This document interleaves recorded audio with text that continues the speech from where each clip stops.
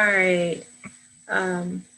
Good evening to everyone. It is February the 11th, 2021, and we are here for our regular board meeting of the month. It is 6:02 p.m. We'll call the meeting to order right now at 6:02 p.m. Dr. Thomas, if you would conduct roll call.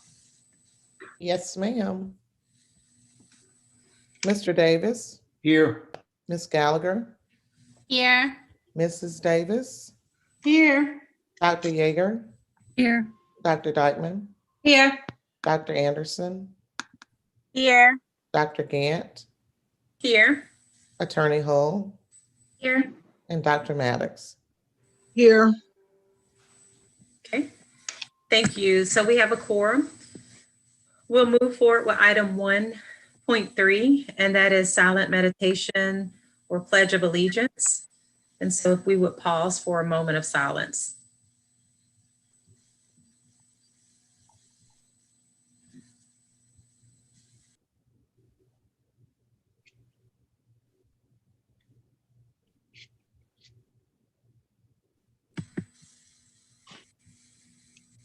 Okay, thank you.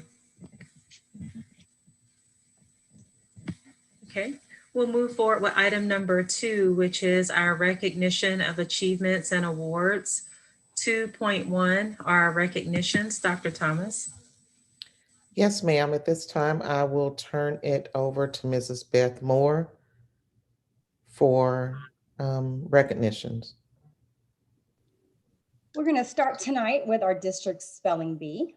And I know that Lisa is going to put her presentation up as soon as she can. I'm having issues with sharing my screen. I'm getting an error, so I don't know if you can share your slides.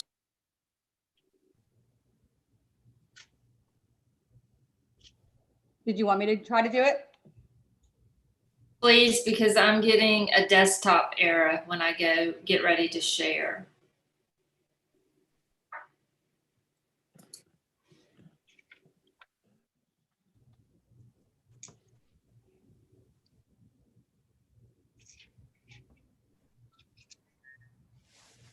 Can you see my screen?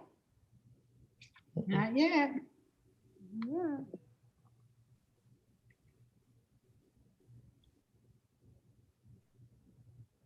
Is it just the document? I got it on my screen. Let me try. The presentation that we had specifically for tonight. Are you able to show your screen just out of curiosity, Dr. Yeager? Yes. Dr. Yeager, I'm going to share this with you. And you can drive tonight. She has special favor with Zoom today. Oh, no. Oh, no. I just shared that with you in your inbox. Okay. Good grief. And this child is so cute. We do want to have her face on the screen. Well, you not see it, Miss Moore? She had it up already. There we are. Okay. Here we are. So as we know, we've had to face some challenges in how to conduct our business as usual. And this year we needed to figure out how to conduct a district-wide virtual spelling bee. On January 26th, 2021, the district spelling bee took place in a brand new remote format that ensured fairness, competition, and equitability for all participants. Jennifer Bogdanovich, the district's gifted coordinator, states, "Our event was as close to an actual in-person spelling bee as could be done safely under the circumstances, and we were able to ensure that every grade and school was able to participate in an exciting competition. Please join me in congratulating Kayla Walker as the winner of this year's district spelling bee. Kayla is a 6th grader in Miss Julie Petway's homeroom at Bernie Harris Lyons Middle School. The winning word was Algiers, spelled A-L-G-I-E-R-S. Please join me in congratulating Kayla and wishing her luck in the regional competition. All right, next slide, please, Dr. Yeager. So we have a unique situation this month. We have decided to recognize not one, but 2 employees of the month. It is Evan and Melissa Howell. They are paraprofessionals at Gaines Elementary School. Evan and Melissa are also known as devoted volunteers in our community, and I'd like to share part of the submission entry. When the COVID-19 pandemic first hit, the Howells immediately jumped into action, helping nutrition staff bag food and load buses, and then rushing to Hillsman to be part of the drive-through service. The tents used at the drive-through sites were donated because the Howells sought out support from area stores. They worked the site every day of the summer. They always arrived early, stayed late, offered to clean, and shared smiling faces and hand waves to the students. It was a delight to watch kids waving out of a car window when they saw them. It was also a little sad when kids realized they couldn't get out of their car and receive a big Howell hug. One day, a young student walked all the way from his neighborhood to Hillsman to see Miss Howell, and he was sad that she could not hug him, but he told me she cares about me and I love her. Dr. Luther McDaniel, the principal, states, I've worked with few individuals who are more committed to serving a school community than Evan and Melissa Howell. Whenever I express my appreciation to them for another act of selflessness, the response is always, whatever we can do to serve. And whenever I ask them to participate in or take on an extra task for the school, again, the response is always, whatever we can do to serve. Evan is in the back row next to Chef Manny Stone in the red shirt, and Melissa is in the front row with the blue shirt. So please congratulate and thank Evan and Melissa Howell for being our employees of the month. Yay. So I have an assistant tonight to help me with this last presentation, and I'm going to have Dan Smith make sure he puts on his camera and he will continue. Good evening, Board, Dr. Thomas, and the entire Clark County School District. I'm Dan Smith, Fine Arts, Health, and PE Curriculum Coordinator. And it's with great excitement that I'm here to announce that Widespread Panic's Tunes for Tots Foundation has donated $25,000 to be equally divided among all 14 CCSD elementary school music programs for the purchase of instruments and equipment to strengthen and bolster the music education that our elementary students take part in. Widespread Panic believes that art education, and in particular music education, is integral to the overall education and advancement of children. Art allows for personal expression, appreciation of ideas, celebration of cultural awareness, sharing of emotions, and gives purpose to life. Widespread Panic agrees with research findings that art education supports more traditional academic subjects, as well as being a worthy pursuit on its own right. Our CCSD elementary music teachers submitted wish lists for items ranging from keyboards and drums to class sets of ukuleles and Orff instruments. The equipment purchased with this generous donation from Widespread Panic's Tunes for Tots will further our efforts in the Clark County School District and our mission of educating the creative and musical facets of the whole child, and will help us maintain a rigorous music learning experience to ensure that no matter what we face, the beat goes on. Mm-hmm. As the new instruments arrive, we should listen for a wonderful harmonious sound or a steady beat emanating from every elementary music room in CCSD, as we applaud the efforts of our students, the board, our music teachers, administrators, staff, our arts and musical communities in Athens, parents and patrons, and all the supporters of music and arts education like Widespread Panic. Thank you for keeping art at the heart of CCSD. Wow, that's great. Dr. Thomas, that concludes our portion of the meeting. Thank you. Thank you, Mrs. Moore and Mr. Dan Smith. We appreciate you. Mm-hmm. And it's exciting. We are very proud of our spelling bee winner. Excited to have her represent Clark County School District at the next level. I have had the pleasure of working with those volunteers, and it was always encouraging just to feel their energy when we were out doing the food pickup at Hillsman. And of course, I'm very thrilled about the opportunity for us to purchase additional equipment for our students through widespread panic. So thank you very much for presenting. That concludes this area of our meeting, Dr. Gant. Wonderful. Thank you very much. And congratulations to all of our the individuals that were recognized tonight.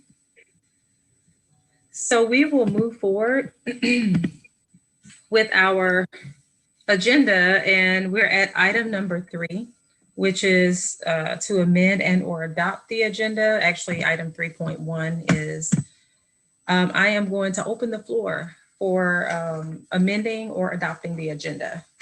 I would like to propose an amendment to the agenda. Okay, Mr. Davis. It is calling for the board to pass a resolution calling for the state of Georgia to prioritize teachers, bus drivers, school and district staff for COVID-19 vaccinations by moving them up to tier 1A.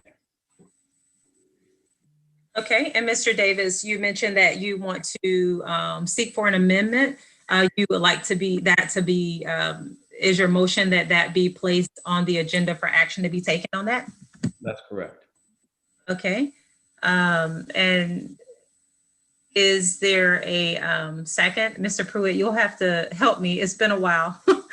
We were going through a point of amending a lot, but is there a second for amending the agenda for that item? I'll second. I'll second. Okay, who was that? I'm sorry. I don't have faces in front of me right now. I think Dr. Yeager beat me to it. Okay, so we have a motion by Mr. Davis and a second by Dr. Yeager. Any discussion or questions about this motion to amend?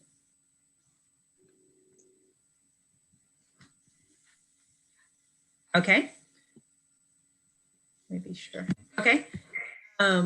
Dr. Thomas, if you would take roll on all in favor of this item.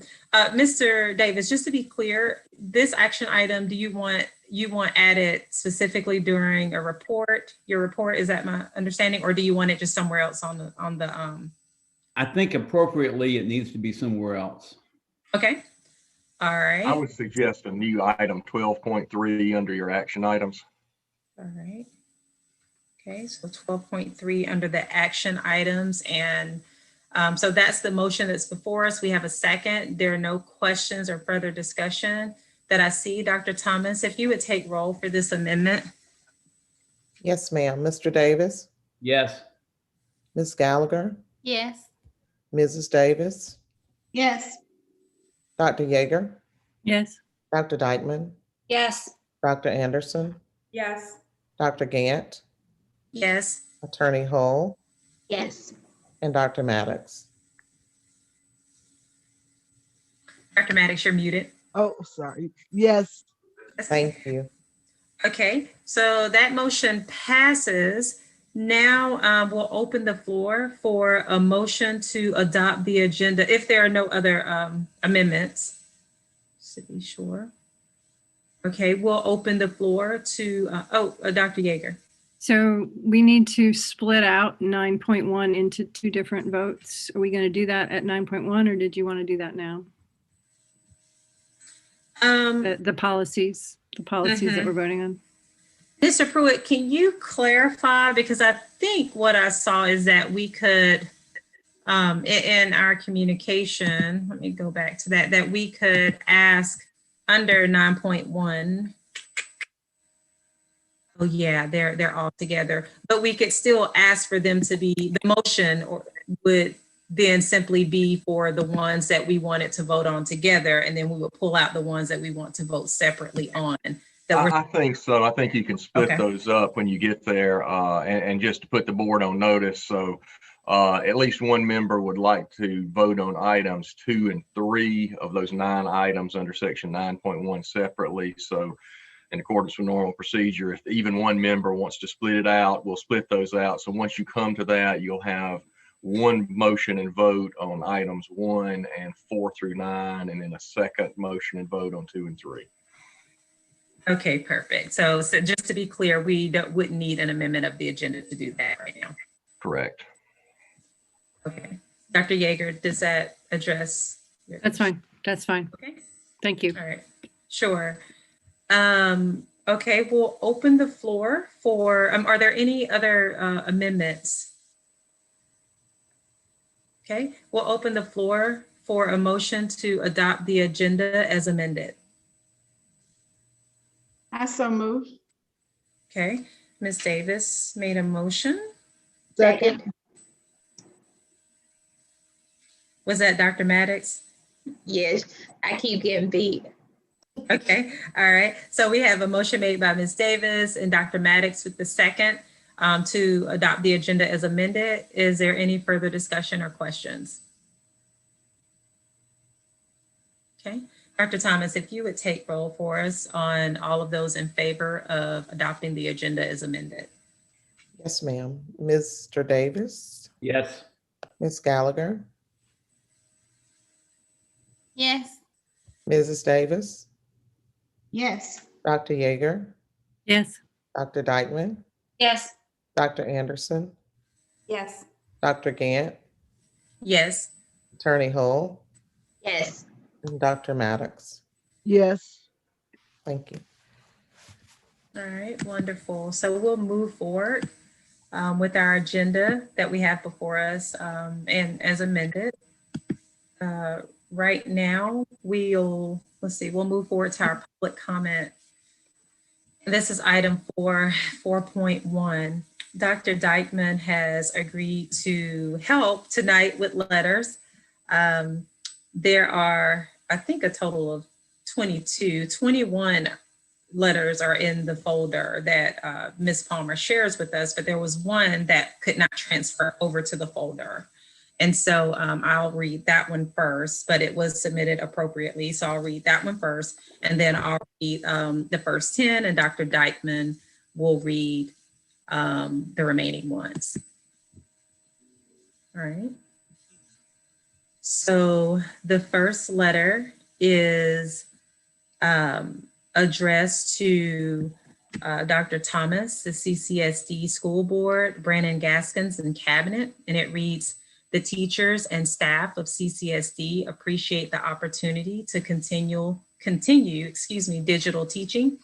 We hope we will not be required to teach students face-to-face indoors, even under a hybrid model, until we are vaccinated. We look forward to a safe return for all employees, students, and families affected by our return. Sincerely, 95 teachers."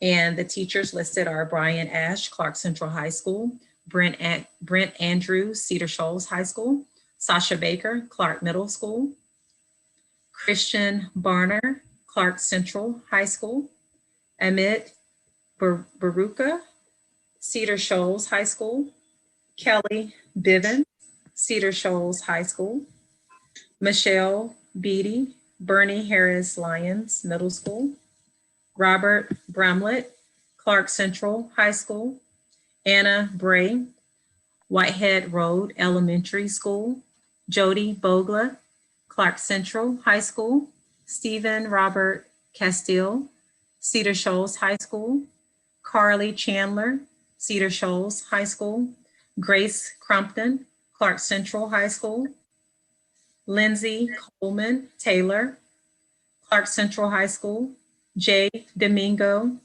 Clark Central High School, Emily Cosley, Clark Central High School, Marie Eskridge, Coyle Middle School, Jesse Evans, Cedar Shoals High School, Sayward Evans, Whitehead Road Elementary School, Aaron Farnham, Cedar Shoals High School, Jennifer Fishburne, Clark Middle School, Rita Fortich, Barrow Elementary School, Logan Garrett, Cedar Shoals High School, Lori Garrett Hatfield, Cleveland Road Elementary School, Barbara Garretick, Hillsman Middle School, Jeff Gerenser, Cedar Shoals High School, Ariel Gordon, Cedar Shoals High School, Mark Ginsberg, Cedar Shoals High School, Charles Hardy, President of the Athens Alliance Coalition Incorporated, Heidi Hensley, Hillsman Middle School, Tanya Herbert, Oglethorpe Avenue Elementary School. Julie Hinkle, Oglethorpe Avenue Elementary School. Eric Hopkins, Cedar Shoals High School. Aaron Horton, Clark Central High School. Greg Huberty, Cedar Shoals High School. Tanya Hudson, Chase Street Elementary School. Joshua Sampson, Cedar Shoals High School. Pamela Sons, Guerrero, Cedar Shoals High School. Sean Simpson, Clark Middle School. Antoine Stevens, former school board member. Terry Jensen, Whit Davis Elementary School. Catherine Johnson, High School. Laura Lee Johnson, Cedar Shoals High School. Peggy Johnson, Cedar Shoals High School. Valerie Joyce, Whitehead Road Elementary School. Lauren Knowlton, Whit Davis Elementary School. Sarah Lowing, Chase Street Elementary School. Marcy Manglitz, Oglethorpe Avenue Elementary School. Joey Merrow, Bernie Harris Lyons Middle School. Sheena Mason, Cedar Shoals High School. Cheryl Makinson, Cedar Shoals High School. Karen McDonald, Whit Davis Elementary School.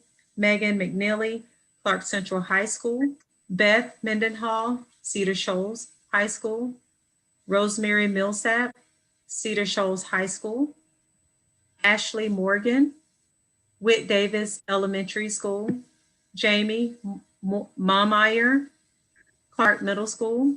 Laura Minutsko, Avenue Elementary School. Grant Morrow, Cedar Shoals High School. Megan Moy, Oglethorpe Avenue Elementary School. Josh Nismith, Clark Middle School. Brendan Nordgren, Cedar Shoals High School. Megan Orton, Cedar Shoals High School. Bridget Hall, Cedar Shoals High School. Chandra Powers, Coyle Middle School. Melanie Powers, Whitehead Road Elementary School. Amanda Price, Clark Central High School. Corey Pringle, Clark Central High School, excuse me. David Ragsdale, Clark Central High School. Evelyn Rushing, Whit Davis Elementary School. Lauren Roy, Whit Davis Elementary. Stephen Sacco, W.R. Coyle Middle School. Natalie Sanders, Chase Street Elementary School. Caroline Savini, Stroud Elementary School. Ada Isabel Scarano, Alps Road Elementary School. Jennifer Schmidt, Cedar Shoals High School. Elliot Slane, Clark Central High School. Emmanuel Stone, Athens Community Career Academy. Ginger Stickney, Bernie Harris Lyons Middle School. Cynthia Stevens, Office of Early Learning. Chris Suguchi, Chase Street School. Halo Smart, ACCA. Shannon Thompson, Cleveland Road Elementary School. Ashley Walker, Cedar Shoals High School. Elaine Jarnigan, Alps Road Elementary School. Jennifer Jackson Whitley, Athens Community Career Academy. Mary Claire Mixon, Cedar Shoals High School. Tracy View, Oglethorpe Elementary School. Erica Wade, Cedar Shoals High School. Amy Walker, Whit Davis Elementary. Vanessa Witcher, Clark Central High School. Amy Walden, Clark Middle School. Diane Wehunt, Oglethorpe Avenue Elementary School. Chris Woodward, Clark Middle School. And Lauren Wood, Hillsman Middle School.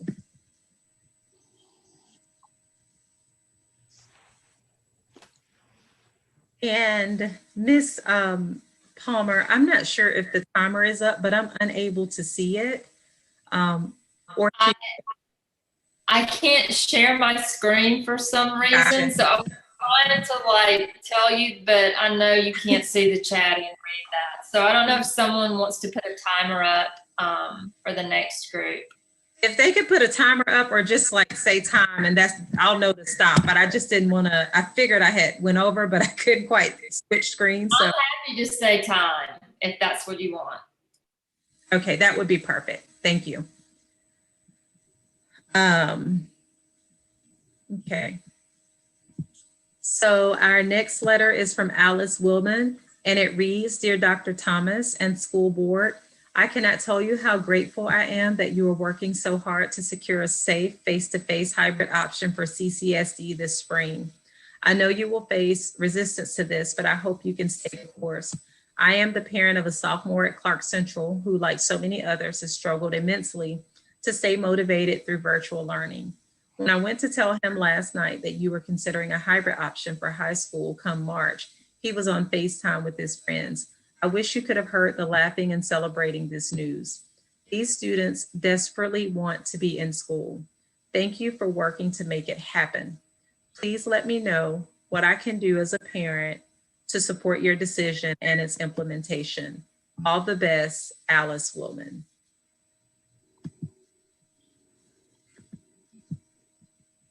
Okay.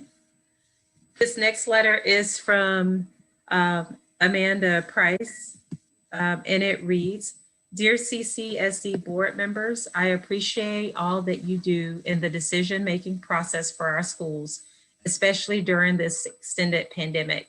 Given that the district recently communicated a desire to reopen by mid-February in tandem with the continued prevalence of various standardized tests in virtual learning in a pandemic, I felt I needed to speak for the needs of our students. I ask that when CCSD does make a return to safe in-person learning, we do so with a schedule and framework that includes electives and connections classes equally to the required academics. While I speak as a high school teacher, this request applies to all grades. Several times this pandemic, the core subjects have been emphasized. I find the distinction between core and non-core potentially problematic, especially given the connotations implied with those terms. The language used in the Every Student Succeeds Act replaces core academic subjects with a well-rounded education, which includes courses such as fine arts, CTAE, world languages, and physical education. Therefore, these classes are considered core classes in the sense that they are required to graduate. The only distinction is that students have choice within their greater category to fit their electives courses to their interests. Take a moment to reflect on what has given you a bit of reprieve during the pandemic. Perhaps it's gardening or music, making art, watching movies, reading, regular daily walks. All of these are possible because of the content covered in electives. Our electives classes are what are going to help our students reconnect to themselves, their community, and process the experience of this pandemic. I know I don't have to list the many advantages of participating in art making, in creative writing, in organizations like Future Farmers of America, FFA, in life improving physical education, PE classes, or in career prep, especially now. You are probably well aware of the benefits of these classes and organizations. All of these classes provide our students with authentic learning, community, and the much needed social emotional learning. These are the subjects that are in essence going to be life-giving, especially in our current circumstances. When our students physically return to our schools, we need to ensure we are communicating to them that they matter. Their interests, their learning, their well-being, and their future, and not just communicate that their test scores are the main concern. We can do that by making sure the schedule includes electives as an equal priority. After all, we all just want to do what's best for kids. Okay? That was from Amanda Price. All right. This next letter is from Amy Bramblett, and it reads, Dear Superintendent Thomas and members of the board, thank you for your attention to the safety of students and staff in regards to the return to in-person learning. Please get good HEPA air purifiers for each classroom and for the lunchrooms. They are a great non-invasive way to mitigate virus spread indoors for all. I know that several parents have purchased these devices for their children's classrooms. But as we all know, this is not possible financially for many families in our district. And once again, this sets us up in an inequitable situation with lower income populations of students disproportionately experiencing less safety.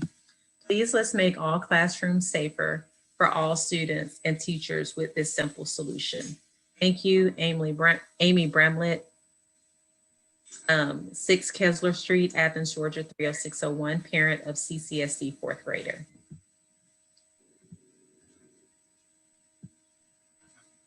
Okay. This next letter is from Anna Coppage. It reads, Dear board members, I am thankful that after continual punting of the reopening of the elementary schools in our district, we are finally close to that happening. A few items I would like to be addressed and reviewed by the board. Please reconsider the Wednesday virtual option. Having this disruption midweek will only exacerbate the issues students are having with lack of routine and schedule.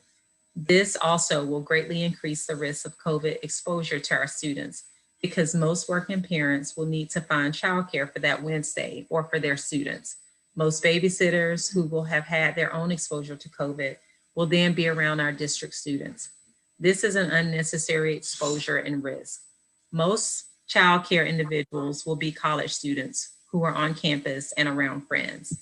Again, this opens us up to unnecessary exposure than if we had just continued on a 5-day face-to-face plan. Please reconsider the Wednesday virtual and try to make it a 5-day face-to-face week. 2, please consider canceling spring break this year. UGA already had the foresight to make this call last semester after immediately entering the classroom for face-to-face and then a few weeks after having a week off makes absolutely no sense. As this board made several changes last minute, this is not an unprecedented expectation. Canceling a week where people might travel and expose themselves to COVID will only help our long-term vision to have these students in face-to-face instruction. We risk the COVID numbers rising immediately after this spring break. Please cancel spring break and just continue face-to-face instruction. Thank you, Anna Kopich.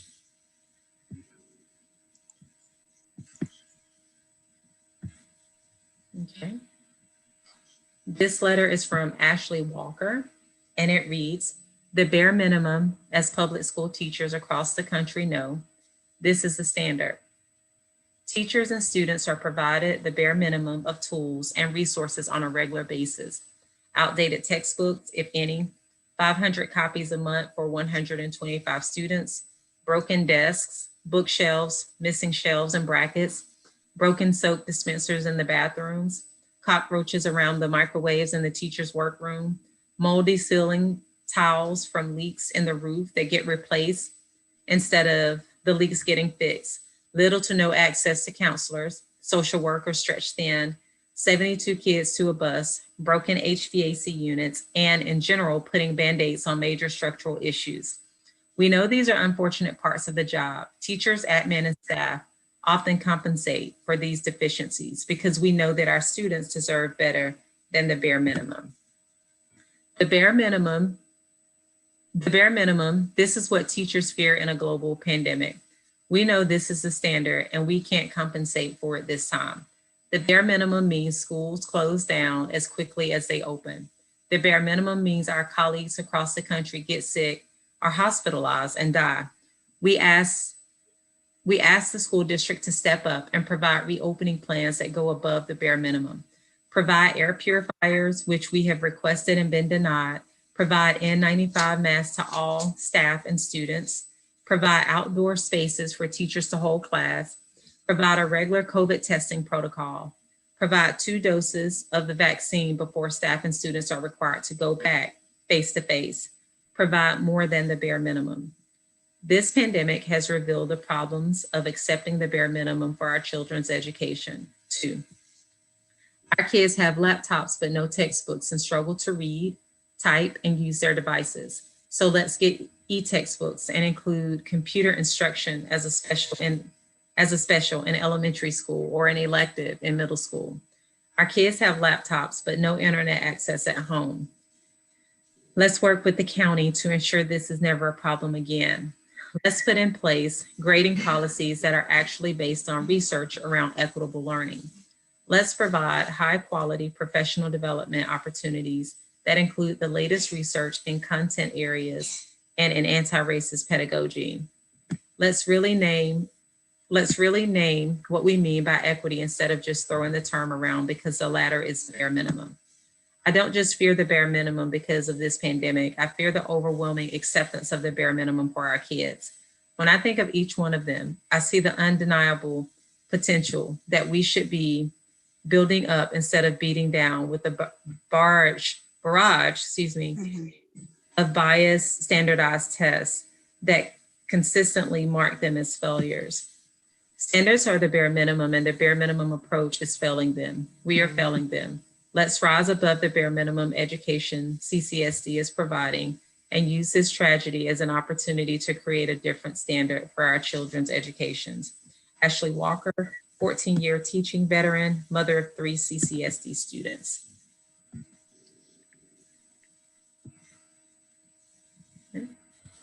This letter is from Beth Mendenhall, and it reads, greetings. As a teacher new to this district, I have been proud and relieved to belong to a school system that values science as well as the safety of its greatest asset, its employees. Because other districts responded to political, economic, and social pressures, many of my teaching friends across the country were forced to compromise their health and the safety of their students and awkwardly tried to manage teaching online and in person simultaneously. I felt fortunate to have chosen a school district that wisely chose distant learning and took the extra step of delaying the start of school to allow faculty to prepare for quality instruction. The health data does not indicate now is the time to return to face-to-face learning.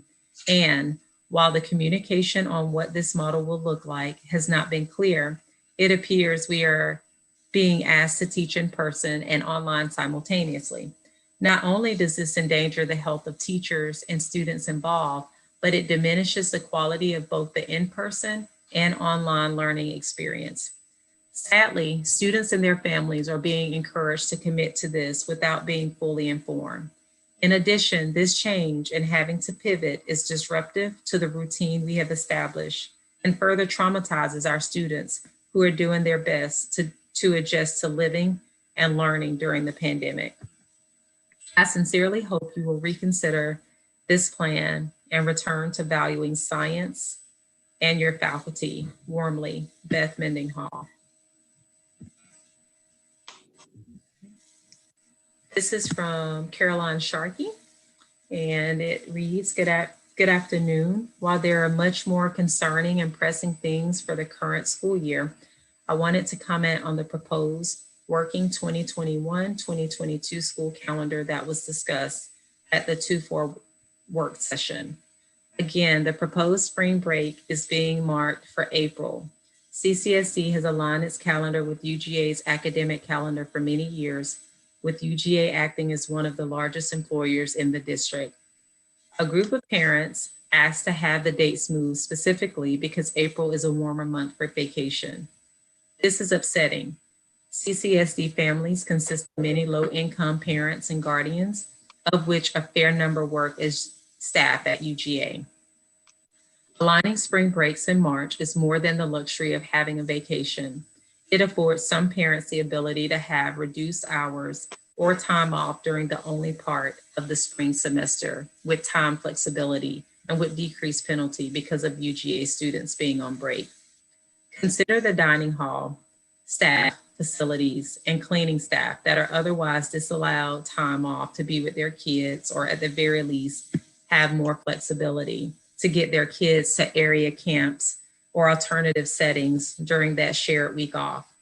The move to April has frustrated parents, and the ones I talked to have expressed, again, feeling disregarded by CCSD in lieu of the needs of more affluent parents.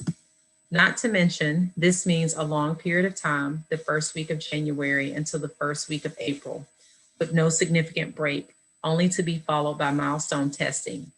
As a social worker, my work is consistently about addressing issues of equity. And I ask that the board reconsider this proposed calendar with the consideration that for many parents and guardians in the district, a warm place to vacation is not a reality. Sincerely, Caroline Sharkey, LCSW. Okay. All right, and this is from Carrie Coker Bishop, and it reads, Dear Dr. Thomas and the board, at the February 4th board work session, Nurse Rourke updated us on Clark County's COVID numbers. She reported the following. 1, there has been a downward trend, but we are still at a critically high number of cases. At the time of the meeting, we were at 710 cases per 100,000. Ideally, we want our cases to be our cases per 100,000 to be less than 200 for a full return to face-to-face. 2, our positivity rate at the time of the meeting was 10%. Ideally, we want that positivity rate to be under 5% for a safe return to in-person learning. 3, our region's ICU bed usage is at 98.8%, a critically high number.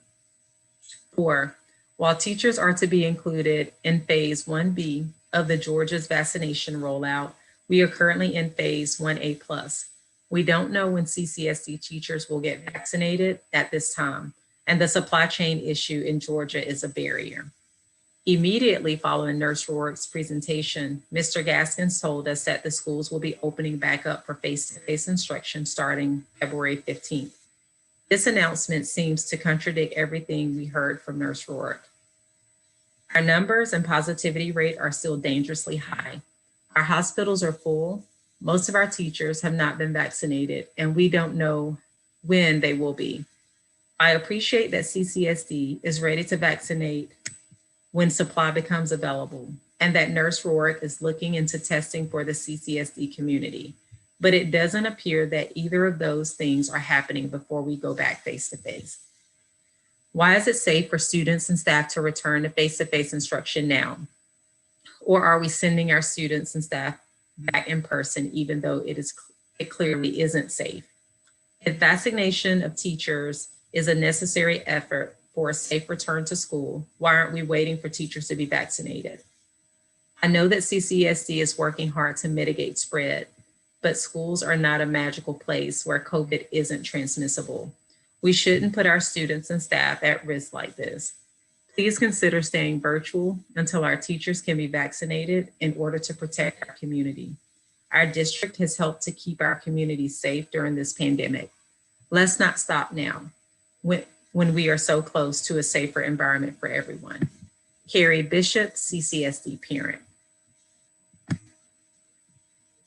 This next letter is from Kathy Rumfelt, and it reads, Dear Dr. Thomas and School Board, after watching the work session last week, it became clear to me that CCSD is determined to bring students back in person, in spite of all the data showing that the COVID rate in Athens is still critically high.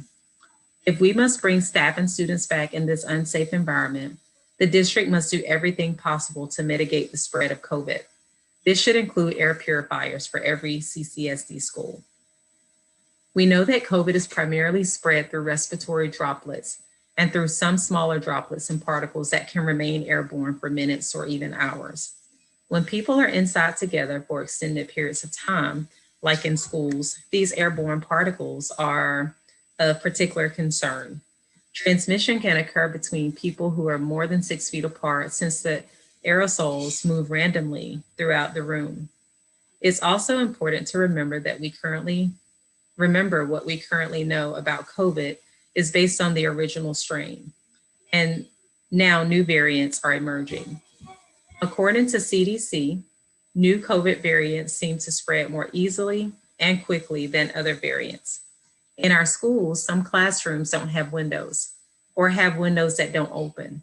If students are eating indoors with their classmates, this is likely the riskiest thing they do at school all day with regards to contracting COVID. Teachers and staff will also potentially be exposed during this time. We know that universal use of face masks in classrooms reduces aerosol exposure. Recent research has also shown that correctly sized HEPA air cleaners, / purifiers can also reduce exposure by 40%. The combination of face masks and portable air cleaners reduces aerosol exposure by 80 to 90% at a very low cost. At last week's work session, Mr. Gaskin stated, "We have the money and we have opened our doors to say, tell us what you need and we'll get it for you." Air purifiers should be required in every classroom and cafeteria. If this in-person return must happen and the district has money available, please spend it on evidence-based mitigation strategies to protect the CCSD community. Kathy Rumpelt, CCSD parent. And this letter is from Duda Bensasson. And it reads, I am writing in strong support for air purifiers in all CCSD classrooms and cafeterias. I strongly believe they reduce the chance of COVID transmission and have purchased my own for use in workspaces. I hope CCSD will do everything they can to protect children, teachers, and their families in this way. Duda Bensasson. And that concludes my letters. I'll turn it over to Dr. Dykman. Okay. This first letter is from Kathy Erickson. Concerns about reopening schools prior to vaccinations. We shouldn't do it. While we all agree that students learn best when in school, the Board of Education cannot in good conscience ask teachers and students to risk their lives and the lives of their loved ones when it is unclear that the Clark County School District has taken all of the necessary and reported precautions that increase but in no way guarantee the safety of all stakeholders. We cannot return to school while the buildings do not offer the level of ventilation outlined in CDC guidelines, which includes fans, repositioning outdoor air hampers and diffusers, the use of HEPA filters, and keeping windows open. At Clark Central High School, proper ventilation simply isn't possible. After the latest SPLOST, our buildings were constructed to have windows that do not open. Safety is impossible without proper ventilation.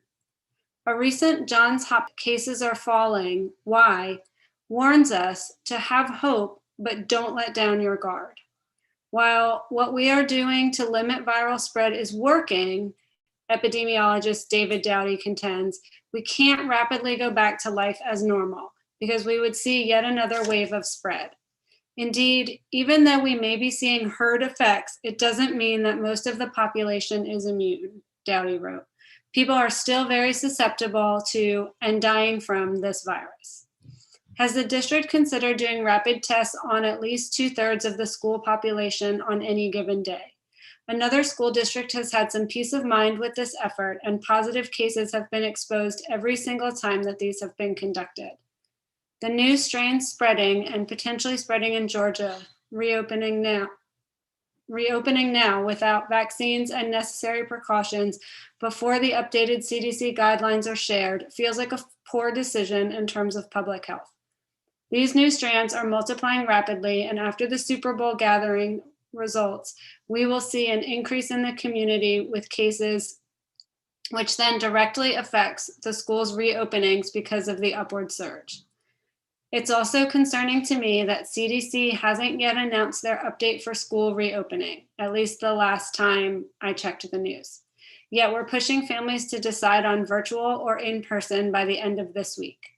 We've seen data on the residual effects of people who have contracted the virus. They could and have had long-term organ damage.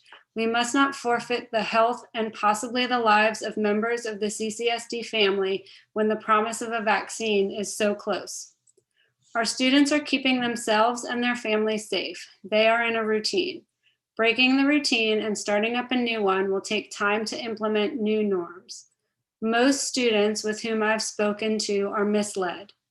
They think that returning to school will be completely normal and with no restrictions. Is the Clark County School District prepared to address the community or families when someone dies from the virus due to our haste to reopen? Catherine Kelly Erickson, ELL teacher, CCHS soccer program coordinator, mock trial team coach.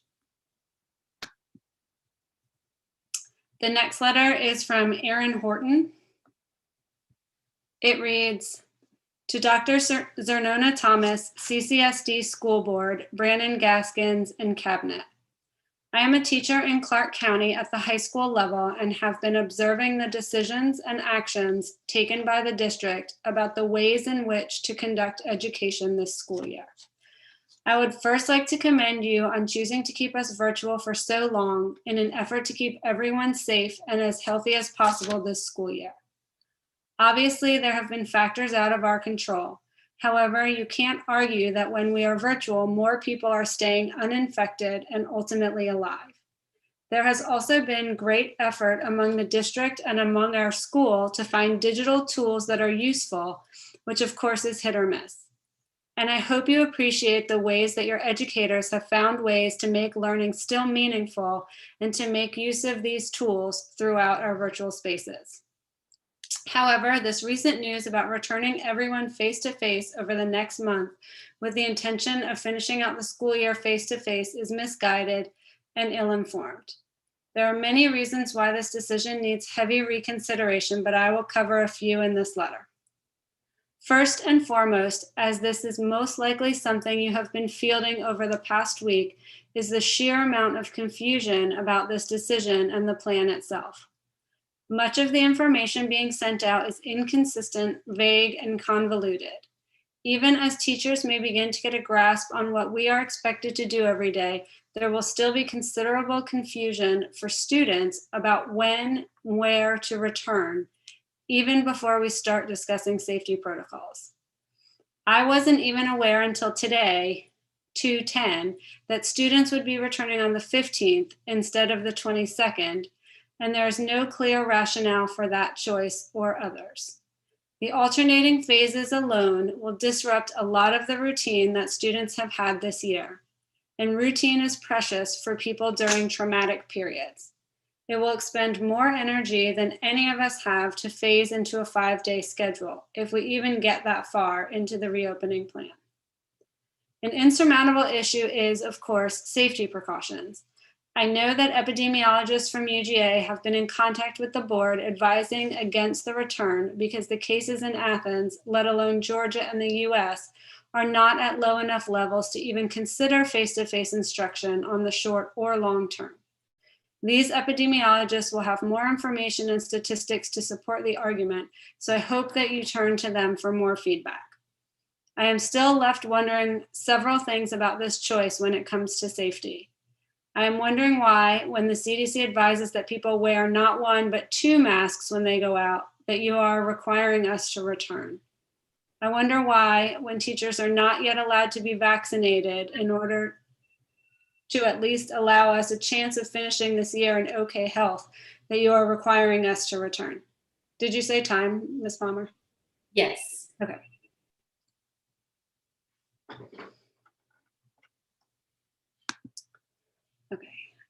This next one is from Dr. Jody Turner. To the Board of Education representing the Clark County School District. As both a parent of a child within CCSD, Timothy Road Elementary, and family physician serving the children and families of Athens and the surrounding area, I write to you pleading for consideration of immediate return to in-person instruction for the children within our school district. I and many other providers within the community are seeing in our practices the mental health devastation for the children in Clark County schools, as well as the loss of productivity of their parents who need to or must work and strain to balance this with appropriate childcare. I and many parents can make alternate arrangements to have others assist with online instruction, but many, especially the minority populations and high-risk children throughout our community, cannot and are falling behind academically, suffering neglect, being placed in less safe conditions during school hours, and I am personally witnessing the mental health distress of these students, as well as the utter strain on the mental health providers in our community to attempt to support the few who can get appropriately connected. I understand there are concerns for both staff and student safety regarding the COVID-19 pandemic, but it no longer appears data-driven to remain away from in-person instruction. There is myriad data now from around the nation that returning to in-person instruction with the standard safety recommendations from the CDC, without the need for modified attendance schedules, does not increase the risk of viral spread throughout the community. In fact, both in education and healthcare settings, it has now been shown that working within these environments does not increase the risk of COVID-19 infection. Rather, the highest risk for individuals working in these environments is by far their other social and community interactions. Thus, returning to schools does not place teachers and staff at higher risk as long as they follow appropriate CDC safety guidelines. My fear, therefore, which is being supported by numerous mental health providers I have interacted with throughout the community, as well as the limited data thus far available nationally, is that innumerably more students will suffer devastating mental health consequences than we will see individuals die from the virus itself. The reporting of mental health related data naturally has a much longer delay than COVID-19 data reporting, so we will not know the full effects to our children for likely several years. But I have never before seen so many children and adolescents with suicidal ideation, suicide attempts, severe depression, debilitating anxiety, and my psychoactive medication prescribing for children has dramatically increased to try and support them, especially as the delay for appropriate psychiatric therapy is reaching weeks and months due to the stressed nature of our local mental health providers. Okay. The next letter is from Catherine Baker Johnson. Hello, friends, board members, and cabinet. I have taught at Cedar Shoals since 2013 under 5 different principals and now 4 superintendents. Despite the chaos and trauma of this district, the East Side community feels like family to me, and I thought I would dedicate my life to serve there on the roller coaster.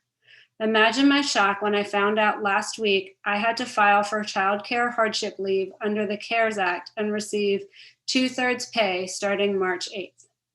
You do realize when you force working moms to report to work almost a month before middle schools in the county are open, you are effectively sending a message to moms who are teachers that they are not valued or protected in this pandemic.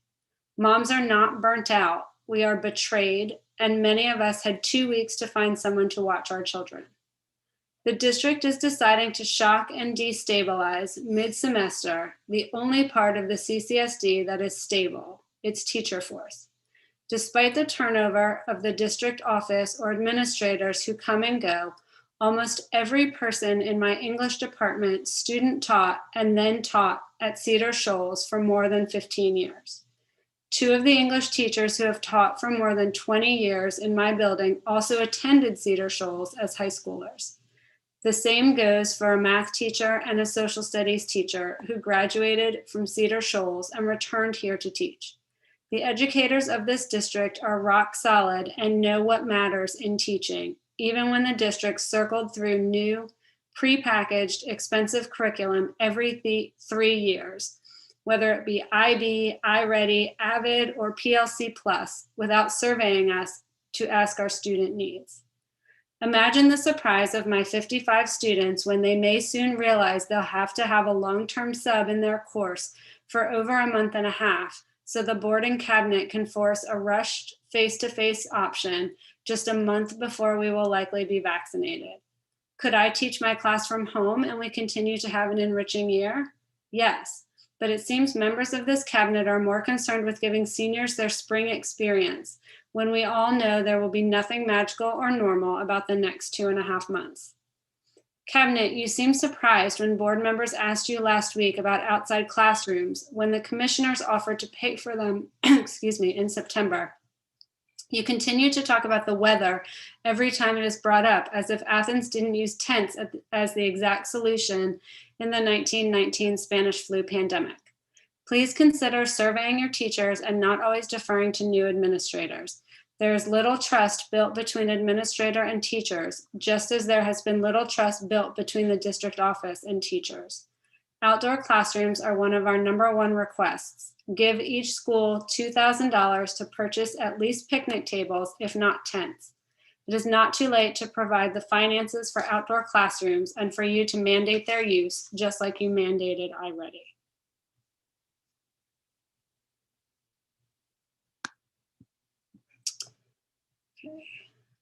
The next letter is from Lee Elkins. Dr. Thomas, Dr. Gant, and members of the board, I appreciate the CCSD staff and calendar committee who put time and effort into creating the 21-22 academic calendar. I understand that it is a balancing act, trying to maximize days in the classroom and reduce random days out. However, this calendar as presented during the February 4th board work session seems less than ideal. I'll begin with several questions. Why are we starting so early? Why are we making Labor Day a 4-day weekend? And why is winter break 21 days long? In a district with extraordinary food insecurity issues facing many of its families, it seems that such an extended break may unintentionally create more problems than it solves. I find that my frustration with this calendar increases as we move to the second half of the year and the decision to once again disconnect CCSD's spring break week from UGA's spring break week. I think it is worth revisiting how this disconnection was initially made. On May 17th, 2020, after schools had been shuttered for the year, after we'd muddled through our first go at virtual learning, and while we were all wondering how to navigate the pandemic, and wondering how long it would last, the CCSD community newsletter was sent out via email. On the bottom of that newsletter was a survey link, specifically regarding the time frame for spring break. The midst of the pandemic, why were we at all concerned about adjusting spring break on the already approved academic calendar for the next year? Why? The text of the survey told us, the district has received feedback from some stakeholders who would like this break to be held later, early April, for example. I'm curious who were these stakeholders who provided this feedback. Was this solicited or unsolicited feedback? Was there a specific forum for this discussion, or did a few folks just call up and ask for spring break to be moved? The survey also notes that in recent years, the district's spring break has been aligned with the University of Georgia. We have been a part of CCSD for 5 years, and this is the first year that spring break isn't aligned, though UGA wisely canceled their break. I do wonder, when was the last time it wasn't aligned? Why does this matter? The University of Georgia is the largest employer in Athens, and while it is not the only employer in Athens, it is one of 2 public institutions based in Athens, with Athens Tech being the other, that offer a spring break to its students. Those 2 institutions have concurrent spring breaks. Importantly, some of those students are parents of CCSD students and rely on that calendar coordination. Some of those who are employees of either institution find it easier to take leave when their students are out, and indeed some academic faculty don't earn annual leave and are encouraged to use student holidays as their time off. One of the real benefits, at least until now, of living in Clark County was the coordination of breaks. I think I'm past the time there. So long letters today. Okay, so the next one is from Mark Ginsburg. I have taught here 15 years defending the system from misinformed perceptions. The pandemic offers similar lessons in perspective. If something is not ideal, is it automatically bad? Were other creative solutions explored? What drives our decisions? I am disappointed that the fetish for so-called face-to-face or in-person learning has reached Athens. My experience as an educator has not been heard throughout the pandemic, an age-old tale about teaching. I'm grateful for teaching online, but the decisions that make virtual school unsustainable could be better informed by teachers. With vaccine eligibility imminent, teacher perspectives don't matter. Last week, one board member asked, "What's different about our staff, our county?" The bias saddens me. Maybe I should thank her because I have concluded that we are very different. How? I choose to work here because I enjoy it. I didn't enjoy every aspect of an apparent rape cover-up 5 years ago, but I stuck around. It was not easy to be proud of CCSD. Next, my school churned through 4 principals, one of them twice. More than normalcy, I crave continuity. This year has been more challenging than those 5 combined. Teaching became secondary to being there for students, and I'm no counselor. It's not ideal, but it beats riding the COVID-19 carousel in a hotspot county that could not keep schools open a full month. Perspective matters. Objectively, few other systems in Georgia have acknowledged the pandemic's realities. I'm grateful that I was not forced to choose between my job and my immune-compromised fiance's health until now, with a quarter of the school year remaining and vaccination imminent. So we are different in some regards. We did better than most, but I expect better every day. An extra month of patience will maximize resources while preserving funds for the pandemic's consequences. While vaccine availability remains uncertain, we know the virus spread rapidly in our schools. While the numbers improve, reality will not change. The systematic goal has shifted to reopen schools despite evidence that it hasn't worked out here. During the same meeting, other voices praised our system's transparency. Are we planning to break weekly COVID-19 data down by individual schools, as other systems have done, or are we content to be less transparent? 290 students and staff tested positive since August, the majority after November 8th. How many failed to report positive tests? These procedures remain unclear. How many more would have tested positive with schools even partially open? How many more will test positive before we're better protected? Is it worth risking a single death or fewer instructional hours to say we're open? These are more important questions to consider. COVID-19 doesn't care what makes us different. A better question would be, what do the teachers actually think? Mark Ginsburg, Cedar Shoals High School.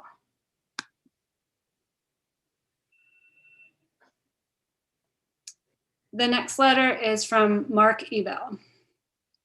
To whom it may concern, I am a family physician and professor of epidemiology at the University of Georgia.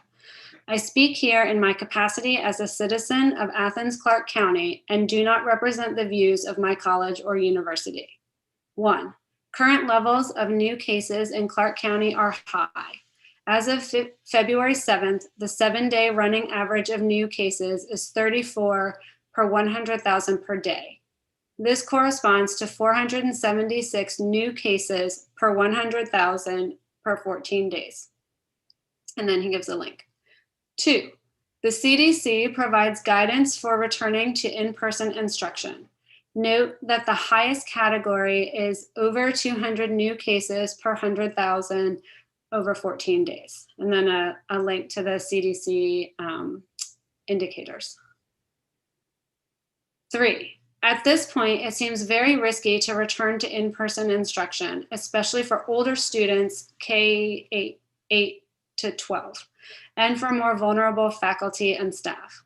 4, if the decision is made to return to in-person instruction against this advice, teachers and staff at increased risk for severe disease should not be in the classroom with students. This includes anyone 50 years and older and anyone of any age with asthma, heart disease, chronic lung disease, morbid obesity, or chronic kidney disease. 5, if the decision is made to return to in-person instruction against this advice, students should be required to 1, have a negative test for COVID-19 prior to return to in-person instruction, and ideally every week after that. 2, wear masks and socially distance. And 3, staff and faculty should be required to wear a KN95 mask and optionally a face shield. Best, Mark H. Ebel, MD, MS, College of Public Health, Professor of Epidemiology.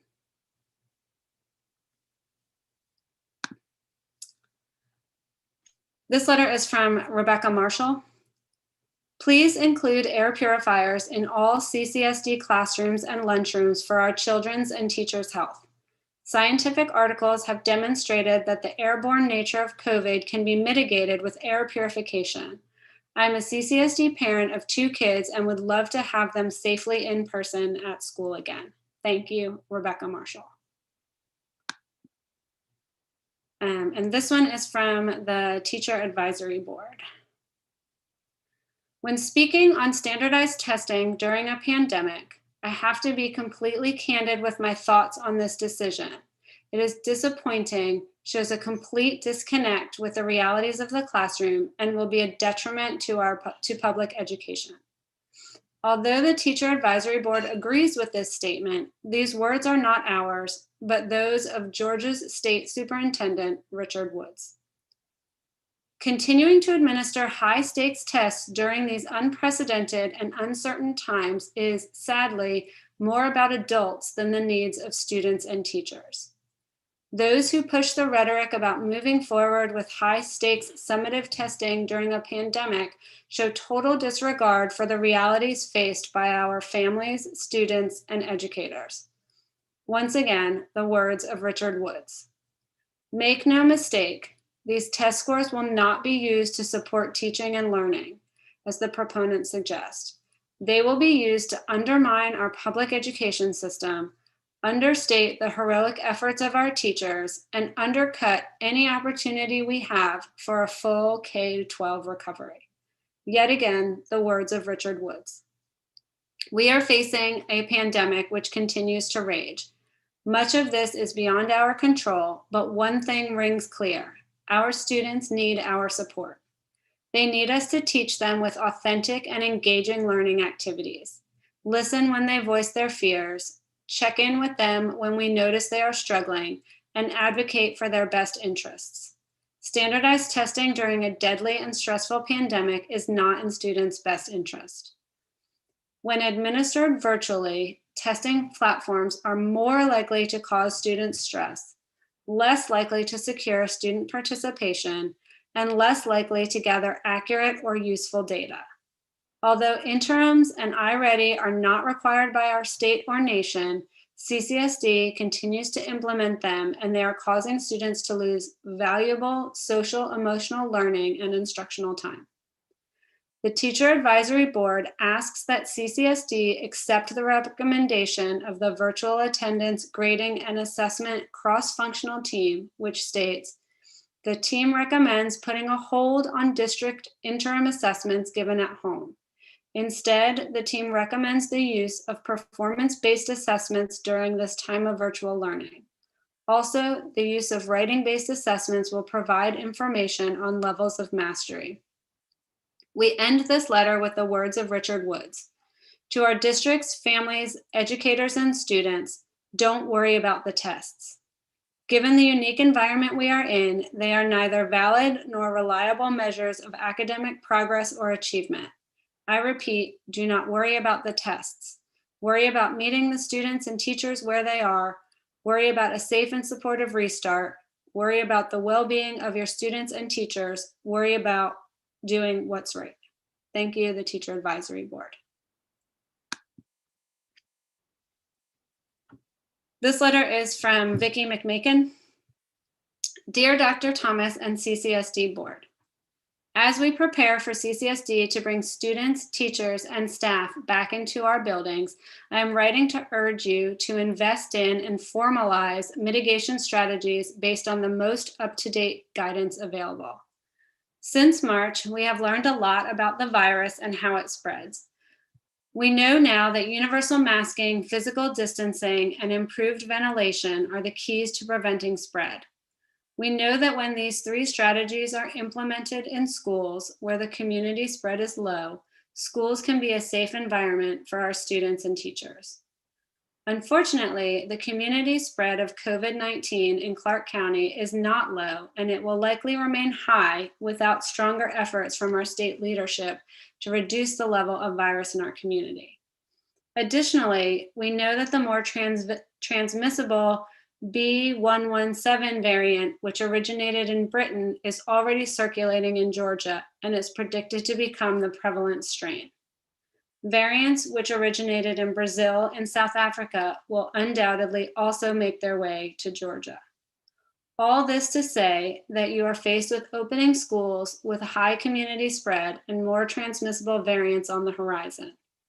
I am writing to urge you to do everything you can to implement the strongest masking, physical distancing, and improved ventilation strategies at your disposal. Adequately sized portable HEPA air cleaners should be installed in all CCSD classrooms and cafeterias. These air cleaners are proven to remove virus particles from the air. When sized correctly, they can increase the number of clean air changes per hour to a safe level. When combined with universal masking, they have been shown to reduce particle exposure by 80 to 90%. These air purifiers are inexpensive and easy to use. You just plug them in and turn them on. Thank you for your consideration, Vicki McMakin. And I believe this one is my last one, but somebody can double check to make sure after this. This is from Chris Woodward. I appreciate the caution our district has exercised most of this school year.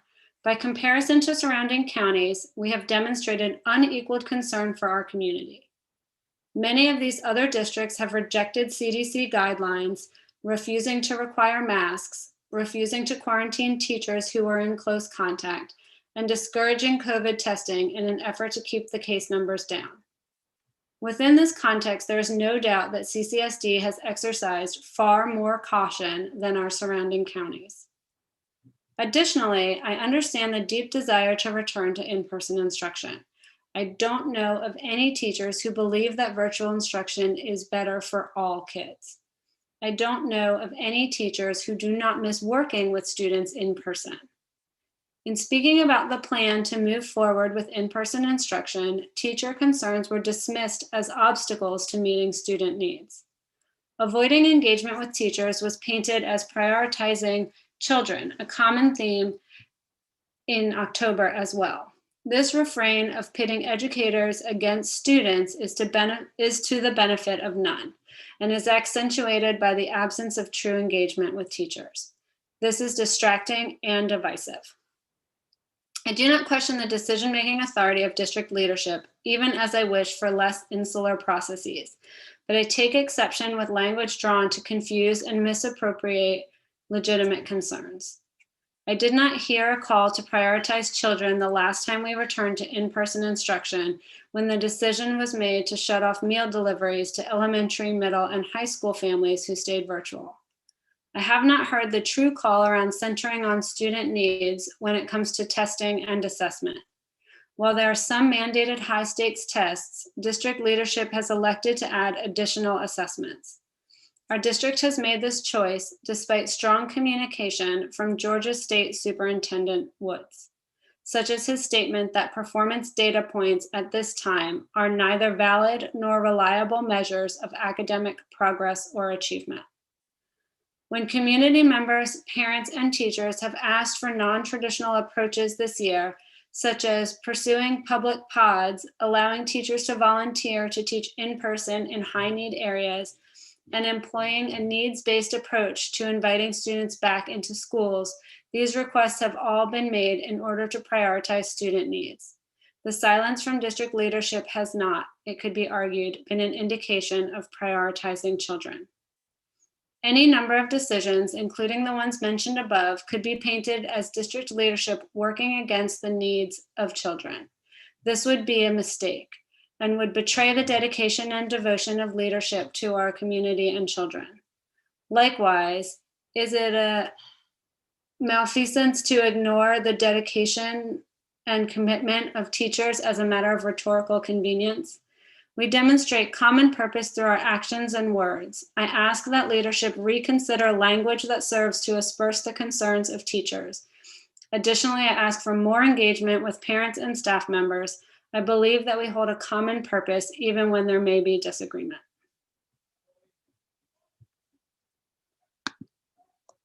I think that's it.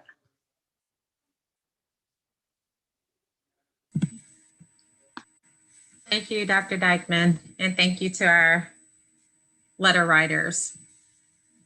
Okay, we will move forward. Let's see, to item 5, which these are our Board of Education committee reports. Just as a reminder, if you can please keep your reports succinct. If you can keep them to 2 minutes or less, and just want to remind our committee leaders to be sure if there are notes that you want to upload for the board to consider, you should share those with Ms. Palmer. Okay, item 5.1, these are our Government Relations Committee. Mr. Davis. Thank you, Dr. Gant. You drive a hard bargain, because I really wanted to thank the people who from CCSD who presented and helped facilitate our joint meeting with the County Commission. We had Dr. Scott was our moderator. We had Dr. Pope. We had Ms. McGuire made presentations on behalf of the school district, as well as Lawrence, who gave us very good treats for the meeting, and really enjoyed them. They were all by Zoom. It was interesting. I do want to kind of state very quickly that what the topic was of our joint meeting with the County Commission was student after school and summer programming in Clark County. There were a number of ideas that came out during this joint meeting with the County Commission, and I call your attention to the minutes that have been uploaded, and if you weren't able to attend the meeting, that you were able to look at those notes, and hopefully we will build on that. The next topic is we had Dr. Gant push forward or forwarded an email concerning the GSBA legislative agenda. Just a kind of a quick review. By April 15th, if this school district wants to propose any agenda items for the GSBA legislative agenda, then we would have the opportunity to do so, and we would have to vote on them at the very latest on April the 8th, because they have to be submitted by the 15th. In the past, we have proposed not having guns around our students who are attending UGA or other campuses when that controversy was there. That did not pass, but we have impacted in terms of QBE being indexed to inflation. That is now part of the GSBA legislative agenda. We also have TRS remaining as a defined benefit, was also adopted, and that came from Clark County.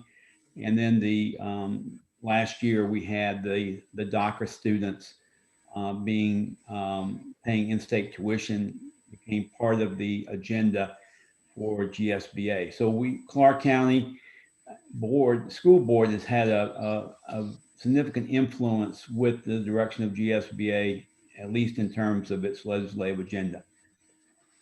And so I asked board members to reflect upon to look at the GSBA legislative agenda as it's specified on the GSBA website, and see what changes or alterations you think would be appropriate for their lobbying efforts at the state capitol.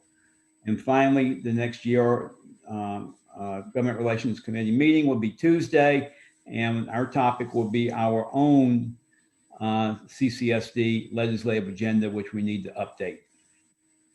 The current one is posted, but it needs to be reviewed and updated. Thank you. Sorry for the length.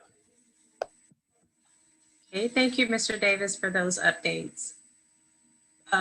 Item 5.2, Policy Committee, Dr. Yeager. Thank you, Dr. Gant. tonight we will be approving some K, J, and L policies that have been posted for a month and have received no public comment. Coming up, we will be focusing on the 35I policies that need to be reviewed and updated. So those will be presented to you at the next, well, they'll be discussed first at the next policy meeting with Mr. Gaskin and his team, and I'll be putting those together in a package for you as a preview for the work session based on that meeting. We also have coming up today in our agenda setting meeting, we have 4 important policies that I need a little bit of guidance from the board about how we want to proceed with them. We have the BBC policy on committees that needs to be revised according to our most recent retreat decisions about the committees, the new committees we want to create. So I could use some help putting together what BBC is going to look like. We've also been asked to work on ABCDA, which is how do we fill unexpired terms that someone leaves. So we need someone to help me think about what we want to do with that. We've also had requests to talk about DO again, which is what do we do with surplus material.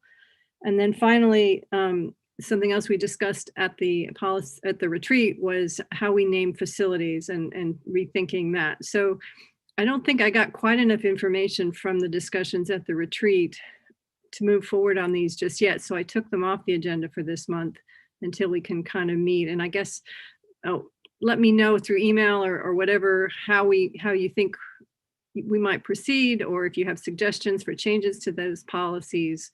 And then we'll bring them to the following meeting in April. And that concludes my report. Thank you, Dr. Yeager. And so to be clear, if people have suggestions for these policies, they should reach out to you so that those can be brought to policy and discussed and then back to Okay. Probably what I'll be doing is reaching out to individuals in the next few weeks to kind of get their sense of what it is. And I'll probably cobble together a draft, but I'll just do my best at a draft. And I really could use input from everyone on what we want to do moving forward. Okay, thank you. So is this an appropriate time to maybe ask a couple of questions of that, or should I just send an email? I really want this for the full board because these are very significant issues or concerns. And before we make a policy about that, again, I really feel strongly that they be discussed with the full board, with input from the experts on staff who are working with them. It's almost like a policy committee where the board is included, is what I envision on some of these, because they really are big deals, if you will. And so I would like for us to, again, collaboratively flush those out to understand what we're trying to do with the right people. I'm not suggesting everybody has to come to those, but I would think for something as significant as even finalizing the discussion around our committees, that needs to be a whole board discussion. I know we've done it twice, but if you're still not ready to go forward with it, then we obviously haven't discussed it enough, in my opinion. So I'd like to,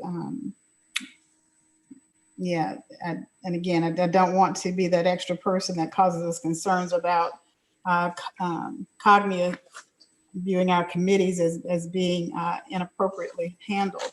But we've got to find a way to discuss these things that impact us going forward. Policy is a big deal. It's not something that we throw out there and we change next week, or it's not, an arbitrary thing. It's something that we're building based on how we really see the district operating in terms of discharging our responsibility to our kids. So I would like to see us flush that out a little bit more. Linda, I don't disagree with you at all. I think policy is critical to our purpose. So I didn't mean to imply that this would be willy-nilly. I guess what I don't know is, Dr. Gant, whether we have time for another called meeting or time for another retreat or time for another full board discussion about these policies, or if it would make sense for me to gather feedback over the next few weeks, put something together and present it to the policy committee first. And then if they've discussed it and approved the wording, then we bring it to the work session where we can discuss it in the work session and maybe just know that it's going to take a little while in the work session. Yeah, I would recommend that, like, we have the process as it stands is that it would come before the full board. And it would come before the full board during the work session. And those work sessions are for that purpose, for us to be able to dissect things, ask questions. And that's not to suggest that we can't ask questions and discuss things at other meetings. Right. But yeah, I think we have a process that will help, sort of guide guide our ultimate goal, which is having a policy that reflects the changes in the will of the board. I don't see any a need at this point for a call meeting, but of course that's up to the board. And I open the floor if there are others that have, other opinions that they would like to share in response to Ms. Davis and Dr. Yeager's and my comments. I was just thinking that perhaps if Dr. Yeager could send out something that was very specific to the policies that she's talking about and give us a deadline for feedback as maybe a first step, and then as you were saying, kind of see how you can put something together from there and then bring it to the board, just to make sure that everybody does have the opportunity to give input and knows what they're giving input on. Because I feel like without a specific request, we may not all do it. Right. And another thing too is that I think this will give time because, the board is not exclusively, our responsibility is not exclusively policy. And so there's a district. And so Dr. Thomas and her team will need time to look back at these policies as well, to see it, particularly with surplus materials and things like that. There are things that the district or information that they may have access to that, that we would want to, basically, we need to do this together. And so I feel like the time that we are typically together is during policy.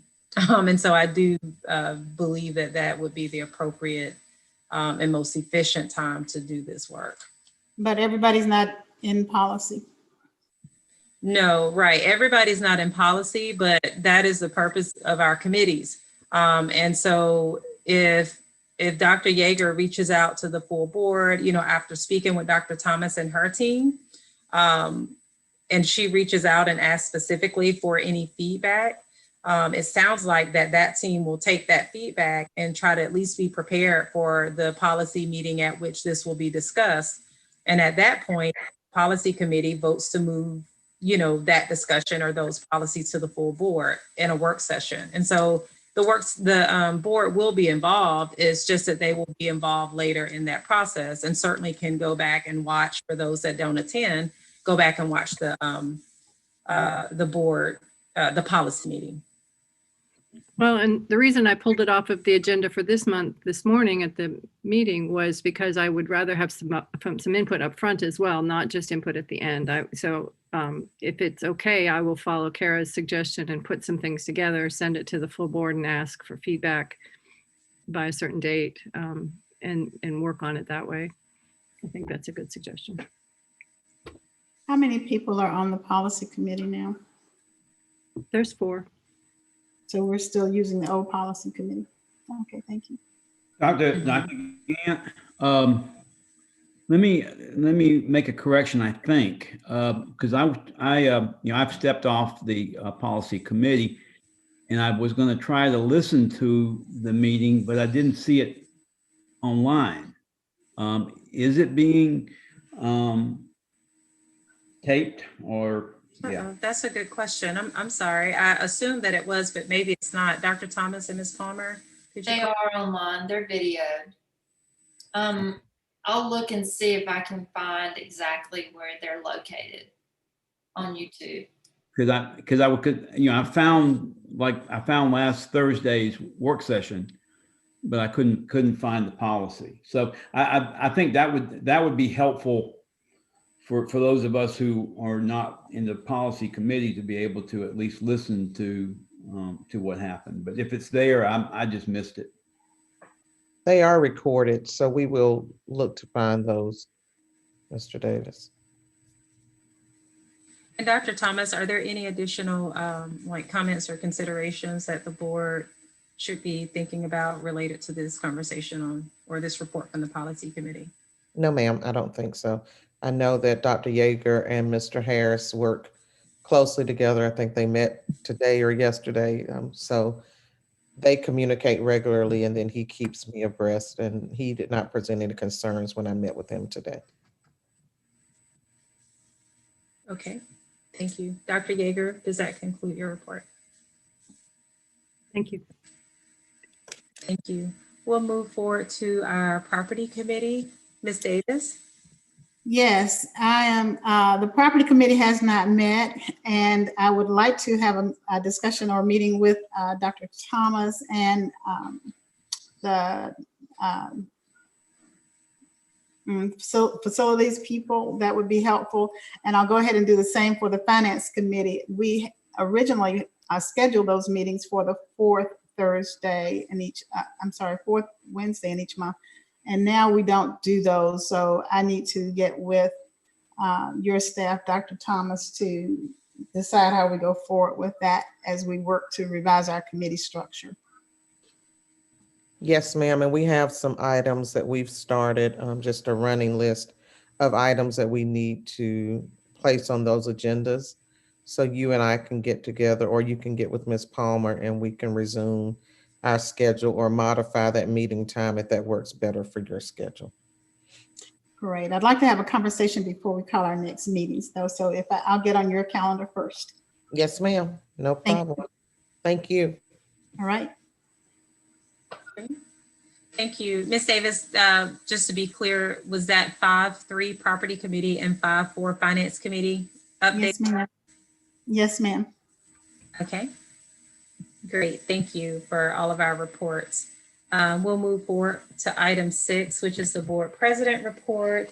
There were just a few things I wanted to mention, just reminders that I mentioned last week, that our committees will be in the process of changing. So we just would like for us to keep that at the forefront of our minds. At some point, I'll be checking in with Dr. Yeager in policy, just because we want to be sure that a significant portion of that work is complete. Right now, our target date is in March to have to make revisions to our committee structure, but we also left that open based on where we are. Secondly, I do not have a current update on our development calendar. I'm still in the process of speaking with our potential people. I think we've secured, or we have, tentatively have 3 people in mind. I'm trying to finalize the 4th person. So as soon as I know that, and I took that basically from the feedback from last year. But as soon as we have a better idea, I'll send that out just so you all will be able to see that and share any concerns or comments or thoughts that you have. Dr. Thomas and I did meet with GSBA, and Dr. Thomas, you forgive me if this was going to be a part of your report, but just as an update, the last time we spoke at our retreat, we talked about moving forward with gathering stakeholder data. I also shared the email with you all maybe a month or 2 ago from Dr. Pauly from GSBA. And so we're moving forward with that plan that's in the email that is also consistent with our conversations. And so over the next 2 to 3 months, we'll be in preparation of working through those steps, ideally by May, so that we can initiate community conversations, create the survey, and then get feedback from a specified community stakeholder group. I just wanted to just update you all as that's happening. And then lastly, and Dr. Thomas, I'm gonna sort of transition this to you, but we've been talking about return to in-person. I know we talked about it last semester. I think it may have come up in December as well. And we said that we would talk about it in January. And so Dr. Thomas and I spoke via email and began to talk about what that would look like. And so I I know she'll be reaching out, or one of us will be reaching out regarding what that might look like, and have some ideas right now about what that could look like, with the target date, I think, of next month. But my report stops there, and I'll turn it over to you, Dr. Thomas. Yes, ma'am. Thank you. And Ms. Palmer will reach out and poll board members regarding your ability to return to face-to-face. Our recommendation will be that upon this return, it will just be board members and possibly some members of cabinet, but not opening back up to the general public yet is our initial recommendation. But we will reach out to you in the next week to see if you will be able to return, and then can begin planning with our technology team to make sure we're able to set up back at the board office in a manner that's socially distanced and safety focused. But we've received feedback from other stakeholders that if the expectation is that others have returned, that we also begin to work face to face if we are able. So again, Ms. Palmer will reach out to you all just to poll your ability so that we can plan appropriately. Uh, that actually, I do not have any new information. Our numbers across the Athens Clarke County are continuing in a downward trend, so we are excited to see that. And as always, we'll continue to monitor. We are changing just the amount of information provided weekly on our website that will be on our dashboard. I received some feedback and suggestions from Dr. Anderson a few weeks ago, so we have modified the information that's on that dashboard. Excuse me. And you all will be able to see that at the end of each week on our district website. So that is that update. We appreciate the comments and feedbacks regarding our return to school and regarding the calendar. My only point of clarity for the calendar is that the vote survey was done regarding spring break. That survey took place pre-pandemic. I think there might have been some information gathered while I was out sick about the spring break for this school year that resulted in this one being moved. But the one for the 2-year planning, that survey took place before we were out for a pandemic. So that's the only point of clarity I have about the calendar. Again, we appreciate hearing the voices and different perspectives of all of our stakeholders. And as always, we'll attempt to make decisions that are in the best interest of the majority of our students. So I thank you, Dr. Gant and board, for the conversations and feedback that we have all had and continue to have. And I don't feel that I or my team take the feedback personally. This is about simply trying to make a move in the best interest of all kids. So I do have to say, Dr. Gannon, I apologize if I'm out of line, but I have to say this publicly just based on one of the statements that was made. I am never ashamed of the fact that I am a parent of Clarke County School District. I'm a proud parent, just like I'm a proud product of Clarke County Schools, but a decision will never be made for the interest of children based on what's in the best interest of my own child. And I have to go on record and say that.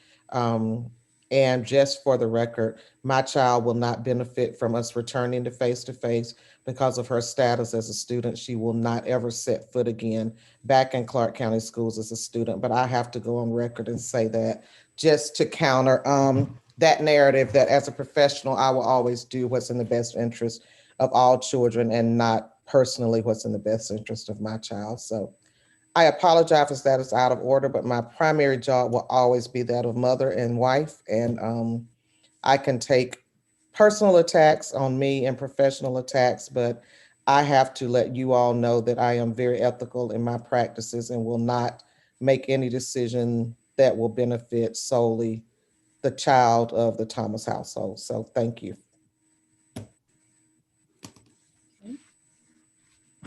Thank you, Dr. Thomas. Let me pause here. Are there any questions? I realized I didn't ask if there were any clarifying questions under my comments or report.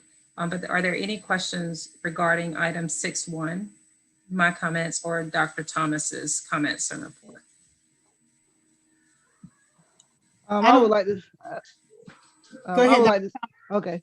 Dr. Maddox. I've experienced a lot of anxiety, to be honest with you all, about going back to school.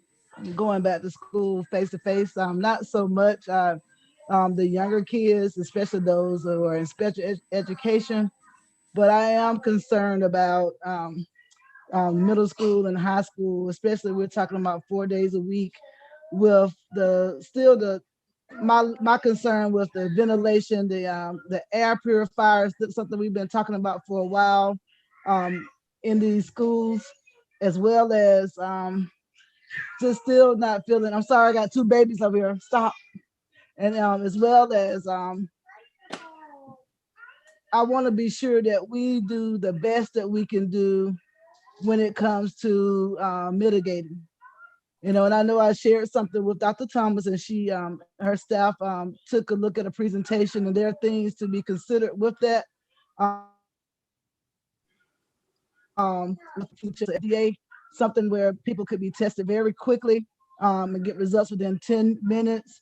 And I just want us I would feel more comfortable, especially with high school students, being that they can get COVID and transmit it just as, just like other adults. And I just, I know we say that we are concerned about the children, and and we're not, solely gonna, we're not as concerned about the adults, but the children. But I believe that we have to be equally concerned about everybody, because we only have one life. People are dying from COVID. Teachers are dying from COVID, and so I want to just see more information about specific mitigation, and understand when we're going to be moving from a 1 day for high school to more days a week from high school. There's a lot of students in high schools, being clear about what's going to be enforced, with masks and washing hands, and how is that going to be monitored? How would that be disciplined when it's not enforced? Because I don't want to see more dead teachers across the state. It's not that I don't trust Dr. Thomas or her staff, but it's just that, this is a virus that's real, and that's people are dying from it. And so, so I am very concerned about middle school and high school opening up, especially, more days that, moving more past 1 day a week. So those are just my concerns, and I just wanted to put that out there. I actually have an email that I sent out while the comments were going on, because I've been going back and forth, but I'm truly experiencing anxiety about this. I'm not comfortable with these higher grades going back. So I just wanted to put that out there. Thank you, Dr. Maddox. Others? I guess, A hand? Dr. Gant, kind of following up on what Dr. Maddox said, I would like the discussion to also include, presumably if things are moving in the right direction in terms of the virus, what summer programming looks like. If there's some, and I don't know how it would be done, but if there was like a continuation of schooling past the last day of school, and if there's any discussion on that point, or is that just putting the cart before the horse because we haven't gotten there yet? But I guess I would be interested to know if there's any planning as to what June, July may look like if we have if the virus is at bay and we're trying to play catch up with the education, again, particularly of middle and high school students. So, and I can let Mr. Gaskin speak if he would like to. And Dr. Gann, I don't want to prolong the meeting, but just a quick response to that is that the team is working to look at acceleration models and strategies and support. And I think I might have shared that last week, but that we're looking at varied ways to provide that support virtually, face to face, and utilizing community structures and support. We mentioned last week that we'll be looking at how we can partner with groups such as leisure services, church camps, YMCA, groups that will have our students with them. And so ways that we can utilize our funding to help provide academic support in other settings so that we don't inconvenience families by them not having childcare during the day. So how can we work with our community entities to support that in addition to having programming at school or virtually to support those students? And so Mr. Gaskins, if you want to speak, and just really briefly to the comment by Dr. Maddox, the mitigation strategies and reinforcement will be consistent to what they were when we were here before. So middle school has already been back, and they had, practices for transition, hand washing, mask wearing, and we had very limited issues with students not complying with those expectations. So we will continue to have the same expectations for mitigation strategies that were in place, and then any additional strategies that we can implement. I'm actually meeting with a group next week to follow up on some of the things you talked about, such as collective testing, pool testing, and strategies of that nature as well. So we are continuing to pursue that.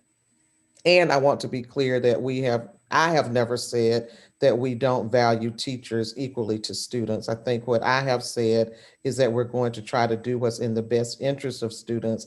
That does not mean at the sacrifice of teachers, and that we do not value teachers, because we value teachers. My life is important. The life of my spouse is important. The life of my friends who work here, and I consider any colleague a partner with me in this work. And so I don't think we've ever said, I know I've never said that their needs are secondary, but I do think that we have to start taking some actions to move forward for the majority, and do what we can and do it as safe as we can to support our students. But I do not want anyone to feel that I do not value, or I place value less on the lives of our teachers than I do our students.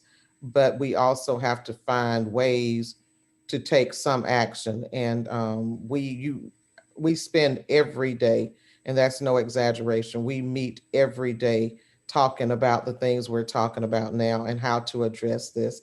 So this is something that stays at the top of our radar, and we're taking actions on. Mr. Gaskins, did I leave out anything? I don't think so, Dr. Thomas. I would just add that as we talk about summer school, Mr. Davis, we're talking about in-person summer school, which we are planning to have a formal meeting with Hope McGuire, who is leading that for the district tomorrow. We're also talking about a virtual option for families that are still not comfortable being in the building, but still need support in the summer. And we're also talking about a self-paced option, which is an idea that came up when I met with a convening of chief academic officers today. So individuals that may not need remediation or recovery, there are still activities that students can do throughout the summer that accelerates their learning. So we're looking at a lot of different models that we want to work very quickly tomorrow, so we can have some information to share with principals, teachers, and parents by next week during conference day. I had a very, I'm sorry, go ahead, Ms. Davis. I was saying that's exciting. And as we come up with these models and people actually start implementing them, I hope we'll be able to tell everybody about it. So again, somebody can, if the word can be widespread, and it might trigger somebody else to try something different. I am absolutely convinced that there is no catch up, that we will probably be redefining who we are for these students that are already so far behind. And I don't know what that's going to look like, but there are obviously some things that we must know in order to continue to be eligible for state and federal funding as a district. So I'm grateful for the work that I know that this administration is putting in to try and get us there. And I think the hard part is to try and describe what is it, a 1,000-piece jigsaw puzzle in a short meeting. And I think we shouldn't have an expectation that happens. But I do hope that we will make sure that we share the successes that we're having and even the things that don't work, but because there might be just one tweak that would make that the best thing in the world. So I hope we'll have more, I'm begging for a lot more communication about that. I think that's important.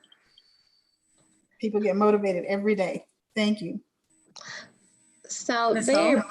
briefly, I would just like some, I guess, clarification on the district's position on the ventilation systems. There has been a lot of discussion about the ventilation systems. Air purifiers has been a really important mitigation measure.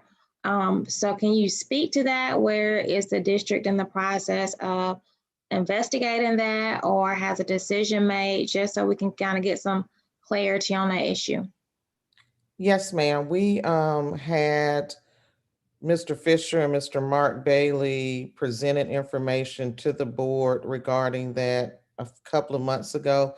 I asked him to work with Ms. Beth Moore and Mr. Lawrence Harris, and they've done that this week, where we went back and summarized all of that information, and we were going to provide that in your board update tomorrow, so that we could kind of succinctly review for you what had been covered. And that way, if there were additional questions, and then we are continuing to explore other options, but the HVAC systems that we have in the majority of our schools are comparable, but I can't speak complete contractor language, and I don't want to misspeak, but we have compiled all of that for you all, and we'll have that in your update that comes out tomorrow. Thank And you. then if there are questions, don't hesitate to ask. And if I'm not capable of answering them, Mr. Bailey is always available and will get right back to us. And we can compile all of those questions if you would like, and just get one summary back response. But we are continuing to look at other options. So thank you. I have a question. I also know at last week's meeting, there was some discussion about if teachers needed extra, I guess, resources to modify the way that they were teaching when we returned to in-person, that those resources would be available to them. So I kind of wanted to see, have you all gotten any feedback from teachers about having outdoor classrooms and getting the supplies that they would need to set those sorts of infrastructures up so that they feel more confident about returning? Right. I will defer to Mr. Gaskins. I know just for us, we did order face shields for every teacher in addition to the masks they already have, and those types of things I can speak to. But if requests have come, they would have come from the principal to the principal supervisors. So I'll have to defer to Mr. Gaskins. We have not received any requests, Dr. Thomas, as it relates to materials for outdoor classrooms. We continue to get requests for instructional materials such as fine arts materials and cleaning supplies for instruments and things along that nature. But specifically, we have not received any requests for outdoor classroom materials this past week. One more question. I also do vaguely remember from, I think it was 2-3 months ago when Mr. Fisher presented on the ventilation systems in the schools about them having ionized. The ionization systems. They were ionized. Yes. My concern now is that that was not satisfactory to teachers and others. And it seems to me that what people are wanting are these external sort of systems that are sort of actively cleaning the air throughout their time in the classroom. And I mean, we ordered them here in our building, and there's one in every single room, and there's a sort of comfort to that. And there's some really big ones and some small ones. And again, there's just sort of a comfort to that. And I do wonder, is there a way that we can just explore providing those for the classrooms so that that sense of security is sort of installed into their environment? I don't see any, it doesn't seem to me like it would hurt anybody to do that. I'd agree with that and echo that as well. And actually, I had sent a message already to some of the cabinet discussing that this evening. Yes, that's an easy answer is yes. It's a simple answer. And I think sometimes you're right. People seem to feel better about what they can see.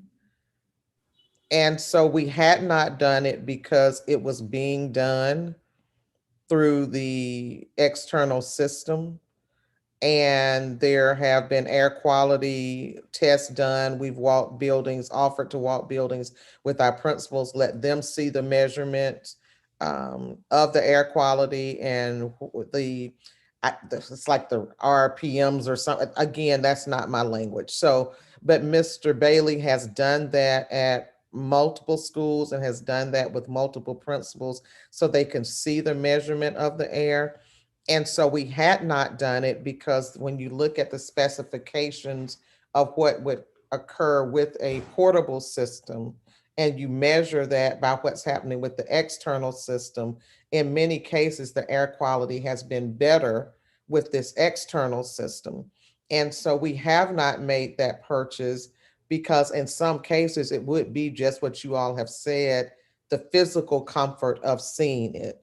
But when you measure the air quality has been at that level or higher than it would be if they had that portable system. So that's a truthful answer for why some of those purchases haven't been made.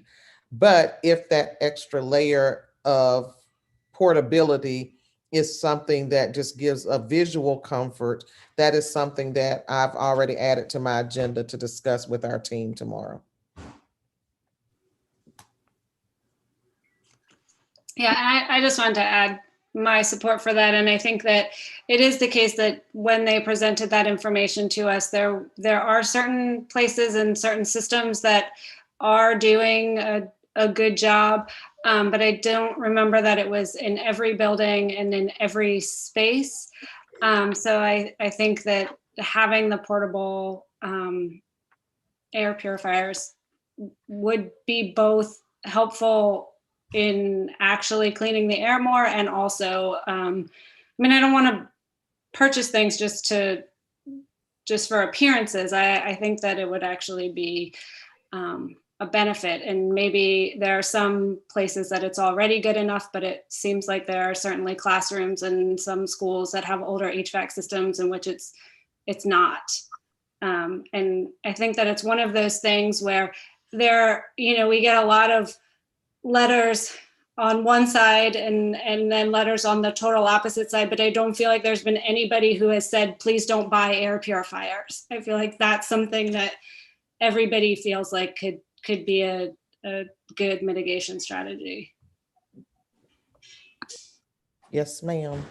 And I would just add, maybe with the transparency factor, if these things have been done and explored with principals, I don't know if that information is trickling down to the teachers, but if that is something that is visual that can help them feel better, maybe asking the principals to share that information or being able to dispatch that to our teachers so that they have some element of comfort in knowing that these things have been explored and are being measured to make sure that everyone in the building is safe. Yes, I agree. We have note and we will be meeting as always tomorrow morning, and this is at the top of my list now. I also get the sense, I put this in the chat, but Dr. Gant reminded me I'm supposed to speak up instead of type into the chat, is I'm hearing that the teachers are not always getting their requests through the principals, particularly for these outdoor classrooms that they're requesting. So I guess I'm trying to figure out, the hierarchy of who's in charge, but if teachers know their classroom and they know their students and they know their teaching style and they think that they can do a more effective job in an outdoor classroom. Or maybe they know that their room is has low circulation and really needs one of these air filters because it tends to be moldy or it tends to be, in the corner that doesn't get good exchange. I think the teachers are the ones who know what sort of conditions they need to teach under to be safe, and not getting direct information from them might be a problem. So it would be nice if there was a mechanism for them to request directly some of these supports. I will work with Mr. Gaskins. I think rather than requesting directly for the supports, we just need to work with our building leaders to ensure that they have an open mechanism within their buildings for teachers to be able to share that and compile that information and then get it to us, so that the principals are also included in that dialogue, but we want to be sure that then that conversation gets to us. So I'll make sure that we have that conversation as well. Thank you. Apologize, Dr. Gant. Sorry. Mr. Schooneman? Dr. Thomas, I was just going to add, we do have the purchasing policy, purchasing procedures in place to field these requests already. And I was just going to mention that not all schools, but there has been a couple schools that have ordered outdoor tents. And so I just pulled up those orders, and I know, for example, one school ordered 5 outdoor pop-up tents and 1 big 10 by 20 canopy. Okay. So we do have the purchasing process that they can follow, going to their bookkeeper, going to their principal, seeing where there's available funds, and making those purchases. Some schools are doing that. It's just not across the board. Thank you. I appreciate you sharing that, Mr. Schooneman. That concludes me, Dr. Gant. Okay, so I'm probably sounding like a broken record.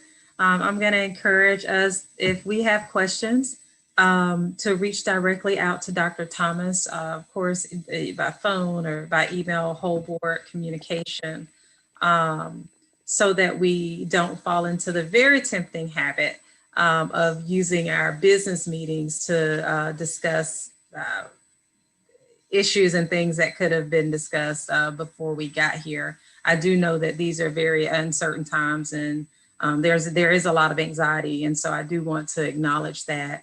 I also want to balance that there's a tension with being sure that our time is efficient, and that we're just building ongoing communication with Dr. Thomas and her staff as well. And so I think there's a board update that should be coming out either tomorrow or Saturday, based on the schedule that we normally receive them. And so I do want to encourage us to reach out if you have questions about the update or any other concerns that you hear from the community, or any other questions you have about the reopening plan.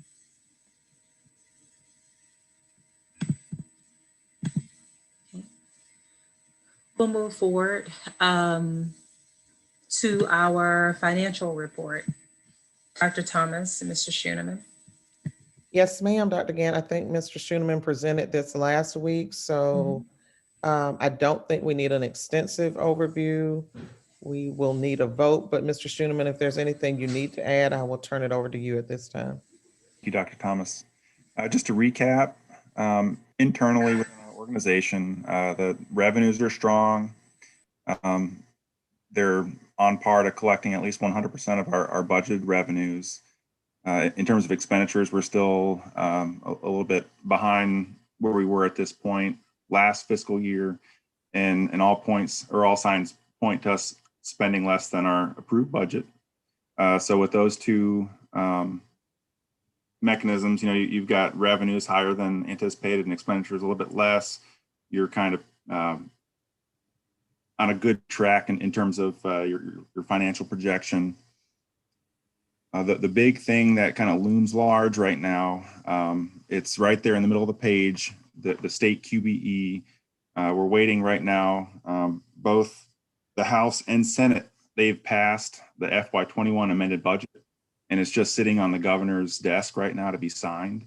And if that is approved by the governor, we will receive about $4 million of QBE revenue that was not budgeted in FY21. So they've looked at their own revenues. They said, hey, we're sitting on quite a big pile of money right now. And what can we do in this fiscal year to distribute some of that? So one thing is restoring austerity to schools. And that's that 60%. It'd mean about $4 million to CCSD. One of the other things that's in there, and it's definitely made the news, and I'm sure all of you heard about it, is the $1,000. It was originally pegged for school level employees, and it's grown from there. The discussion just recently now is it's extended to all state employees. Granted, they make under a certain dollar threshold, but as long as that passes by the governor, the next step is it's going to be sent over to GDOE to kind of adopt who that $1,000 applies to at the school level. And once we get more instructions on that, it's likely that we won't, or that GDOE is not going to approve it and have those instructions available until March. And so just it may be April or so at the earliest before those $1,000 bonuses get into the pockets of our employees. So I just want to give you a quick update on that. So other than that, Dr. Thomas, that's all I've got.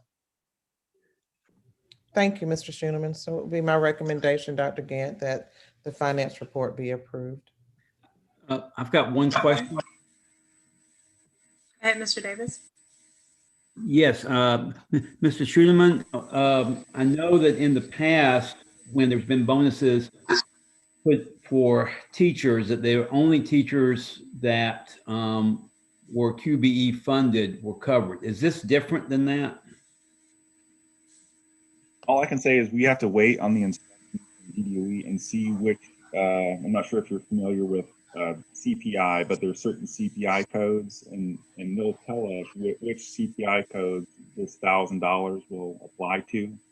And then once we figure out, okay, approximately how much CCSD is going to get, what's the financial implications if we extend this to everybody? So we'll do that math, we'll do that exercise, and I've sat down and spoke with all of the local CFOs. They're doing the same exact process, and I think everybody's in the same boat, and they're really going to make a strong effort to have that $1,000 apply to all. But we just have to sit back and we've got to wait and see what that funding is coming from the state before we can make that decision. Awesome. Okay. Thank you. So, go ahead. I was going to make a motion to accept the financial report as provided. Okay, thank you, Ms. Davis. Is there a second? Second. Okay, Ms. Hall made, seconded the motion. Any further questions, discussion? Okay, Dr. Thomas, if you would take roll on all in favor of accepting the financial report.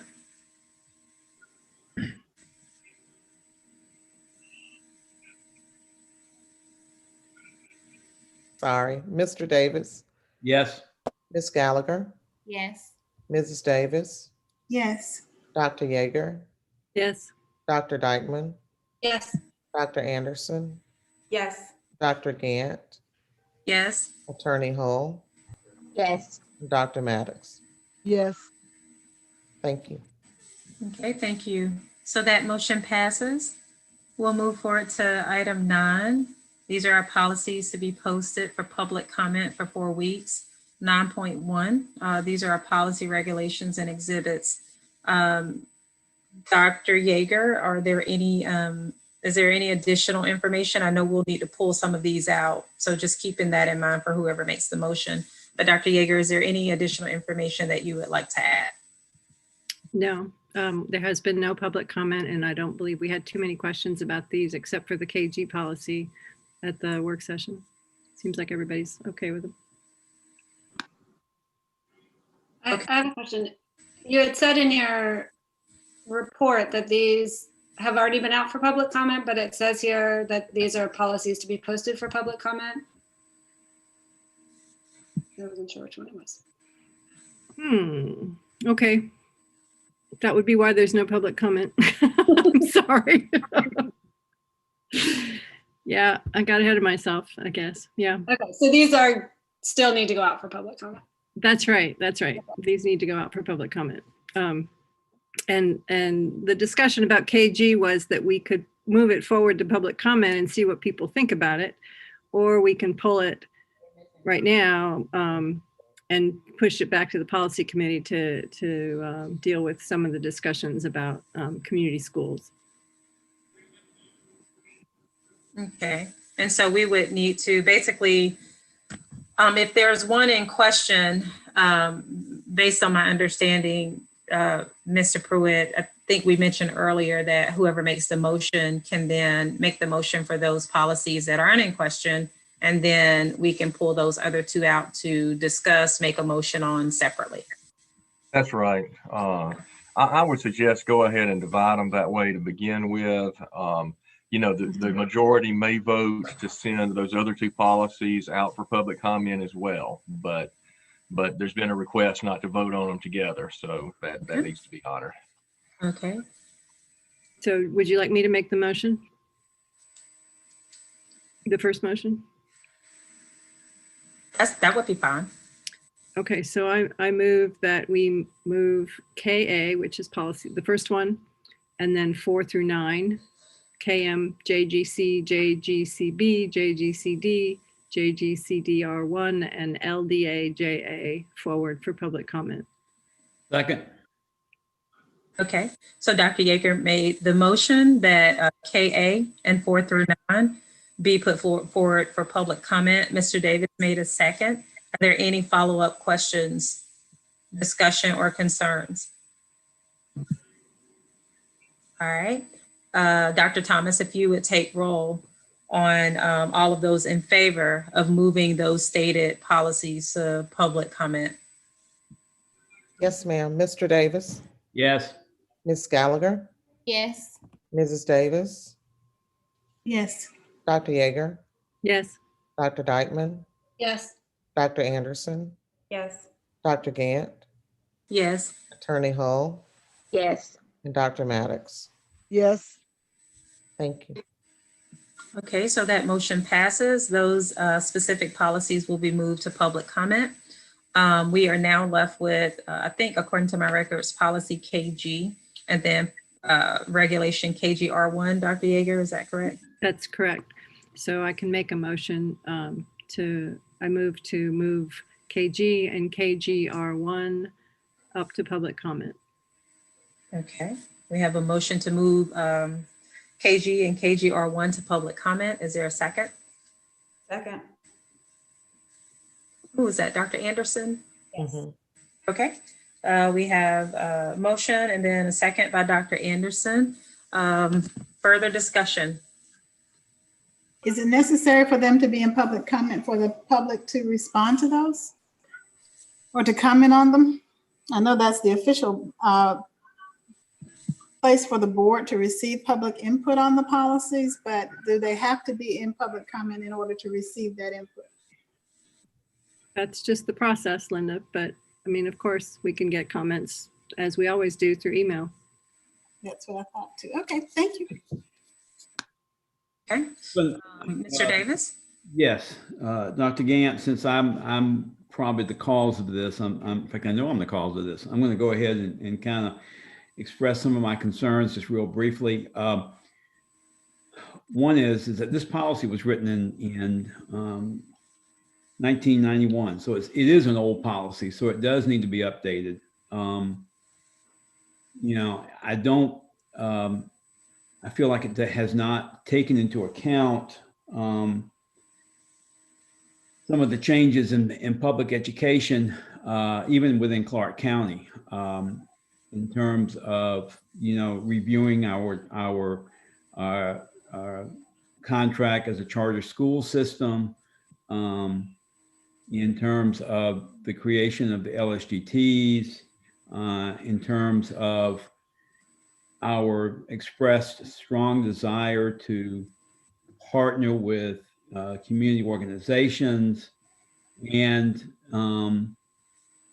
the kind of the ongoing assumption of school board members, and I don't want to speak for people, but this is my impression, that school board members over the last, well, 6 years, I've been on the school board, 7 years, you know, we've talked a lot, we've used the phrase a lot, community schools. And, you know, because we, you know, even in terms of, you know, when we talk about building new schools, you know, we talk about, well, they within walking distance, are they really going to be community schools? And so it's even impacted our discussion on facilities. And the way that I see this policy, I don't feel like it's been that it addresses those needs. And I also do not believe that it's been practiced consistently. And I've said this before in an email, and I just want to make it crystal clear. My neighborhood met at Whit Davis back in 2009 to form a informal neighborhood association. And we had a police officer there. The school was open to us. And that was the first time that I met any of my neighbors. We had no treasury. We still don't have a treasury. There was no way, I don't know how that meeting came together, but I do know that we did not pay $250 to use that space. I know that Whit Davis teachers and staff, well, let me just say that we were not sponsored by any school club or non-sponsored school club or school support organization. We weren't any of those things. We didn't have a certificate of insurance for $1 million. But that school was across the street from us, and it was open to us. And it was my personal introduction to Clark County schools, outside from being an employee, of being in the neighborhood where there was a public school. In my time, I've seen GED classes being open to folks in the community at night. I've seen those classes being taught by non-school staff. And I could go on with just kind of a number of examples that I've seen over the years.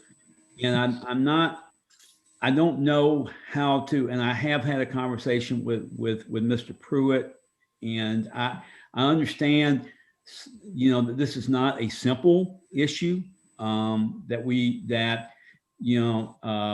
flinging open the doors, so to speak, there's a lot of discussion around it, a lot of concerns around it from a liability standpoint, from a messaging standpoint.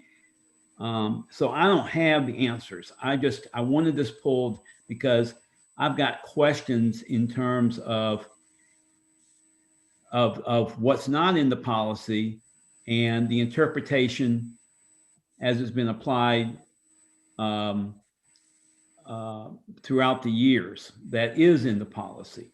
And I guess I'm being data driven, being an emphasis. I would really like to find out in terms of what organizations have applied for access to our facilities, and who has been rejected, who has been accepted, under what terms, and whether organizations have had the amounts waived. There's just a lot of stuff I would like to find out in terms of how this policy has been practiced in the past. And if I may, Ms. Davis? Yes, thank you. I just pulled up one of these policies. I think this was KG. We have an exhibit in here for the policy. This was reworked in its entirety since I've been on this board. So that was, I think, 2013, and it was reworked because I believe, as Dr. Lanu explained to us at the time, that the facilities had just kind of gotten out of hand. So I agree with everything you're saying, Greg, in terms of us coming to closure or getting some more concrete information about this. But this was updated in 2013, at least the exhibit was.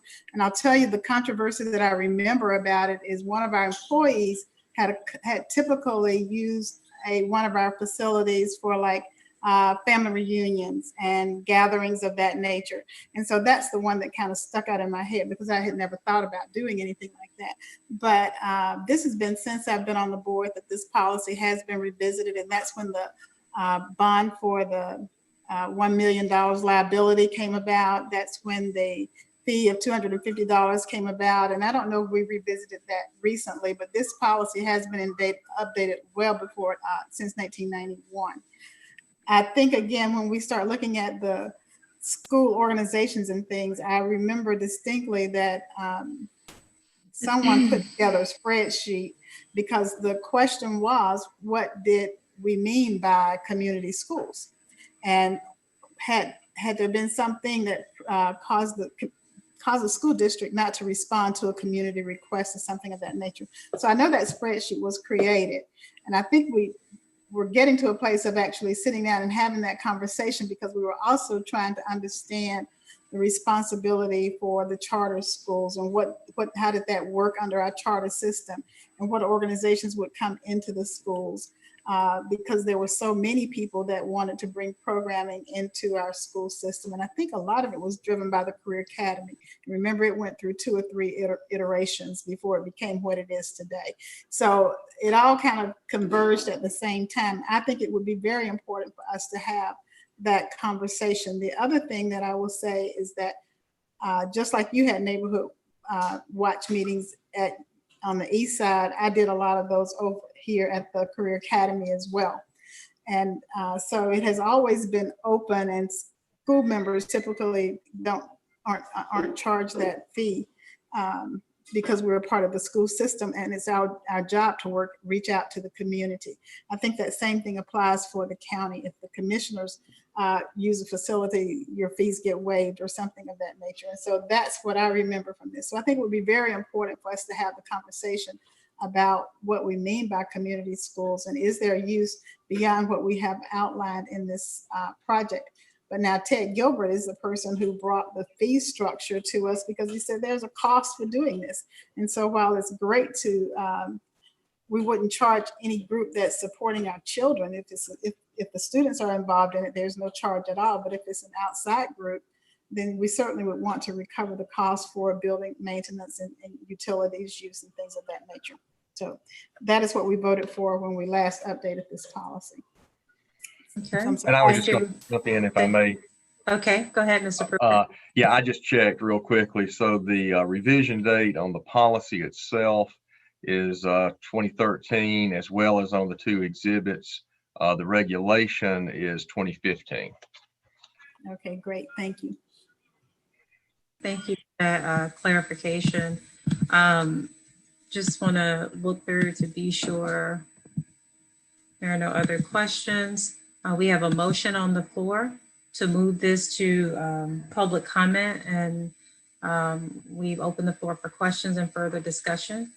Dr. Gant? Yes. I just, just for clarification, first off, in terms of the meeting that I'm talking about, this was in 2009 that my neighborhood met, and I didn't get on the board until 2015. Okay. So just for clarification purposes, I guess I'm still not, what I'm asking for is not to alter that, not to move this policy forward. I just think it needs more work before it's put out to public comment. So that's my question. That's my concern. Okay. All right. Thank you, Mr. Davis and Ms. Davis, as well as Mr. Pruitt. We have a motion on the floor. If there's, I'm sorry? Is the motion to move it forward or the motion? That's right. The motion is to move it forward to public comment, and there's been a second on that motion, and we've had discussion. Okay, thank you. All right. Okay, I don't see any other hands up. Okay, Dr. Thomas, if you would take roll for all of those in favor of moving this motion to, I'm sorry, moving these policies KG and KGR1 to public comment. Yes, ma'am. Mr. Davis, No. Ms. Gallagher, No. Mrs. Davis, No. Dr. Yeager, No. Dr. Dykeman, No. Dr. Anderson, No. Dr. Gant, Yes. Attorney Hull, No. and Dr. Maddox. No. Okay, so that motion fails. That KG and KGR1 will not be moved forward for public comment. And I think by default, if you could clarify for me, Mr. Pruitt, that means it just sort of automatically goes back to policy. Sorry, had to get unmuted. Yes, that's correct. Okay, all right, thank you. So we will move forward. I think that concludes all of our policies, right, Dr. Yeager? Yes, ma'am. Okay, all right, we will move forward to item number 10, and these are our personnel items. Item 10.1 is our February 2021 personnel report. And then item 10.2 is our February 2021 contract list. Dr. Thomas? Yes, ma'am.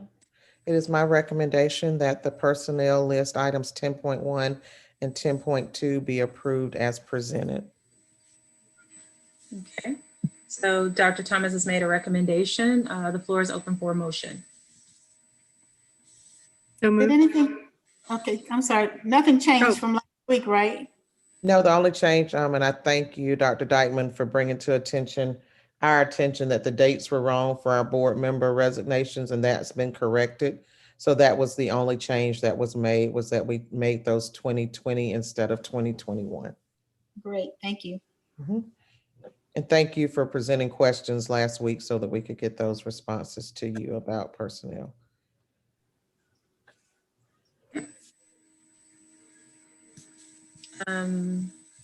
So I move that we accept the personnel and contract lists as presented. Okay, Dr. Yeager made a motion. Is there a second? Second. Was that Dr. Anderson or Dr. Dykeman? Anderson. Anderson. Okay. Dr. Anderson made a second. Just for the record, are there any further questions or discussion around these two items? Okay, Dr. Thomas, if you would take roll. Yes, ma'am. Mr. Davis, Yes. Ms. Gallagher, Yes. Mrs. Davis, Yes. Dr. Yeager, Yes. Dr. Dykeman, Yes. Dr. Anderson, Yes. Dr. Gant, Yes. Attorney Hull, Yes. and Dr. Maddox. Yes. Okay, so those items are approved. That motion passes. We'll move forward to our consent agenda. Item 11.1, these are to approve the January 7th, 2021 work session minutes, and item 11.2 to approve the January 14th, 2021 board meeting. The floor is open.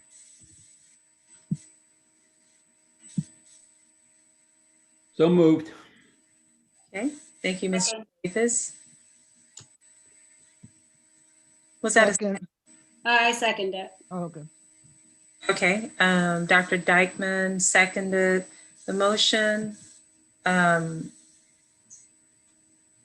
this is consent agenda. Okay, so all in favor? Dr. Thomas, if you would take roll. Sorry, I'm getting myself mixed up here. Okay. If you Mr. would Davis. take roll. Yes. Ms. Gallagher, Yes. Mrs. Davis, Yes. Dr. Yeager, Yes. Dr. Dykeman, Yes. Dr. Anderson, Yes. Dr. Gant, Yes. Attorney Hull, Yes. and Dr. Maddox. Yes. Okay, thank you. That motion passes. we'll move forward to our other action items. And give me a second here, my computer.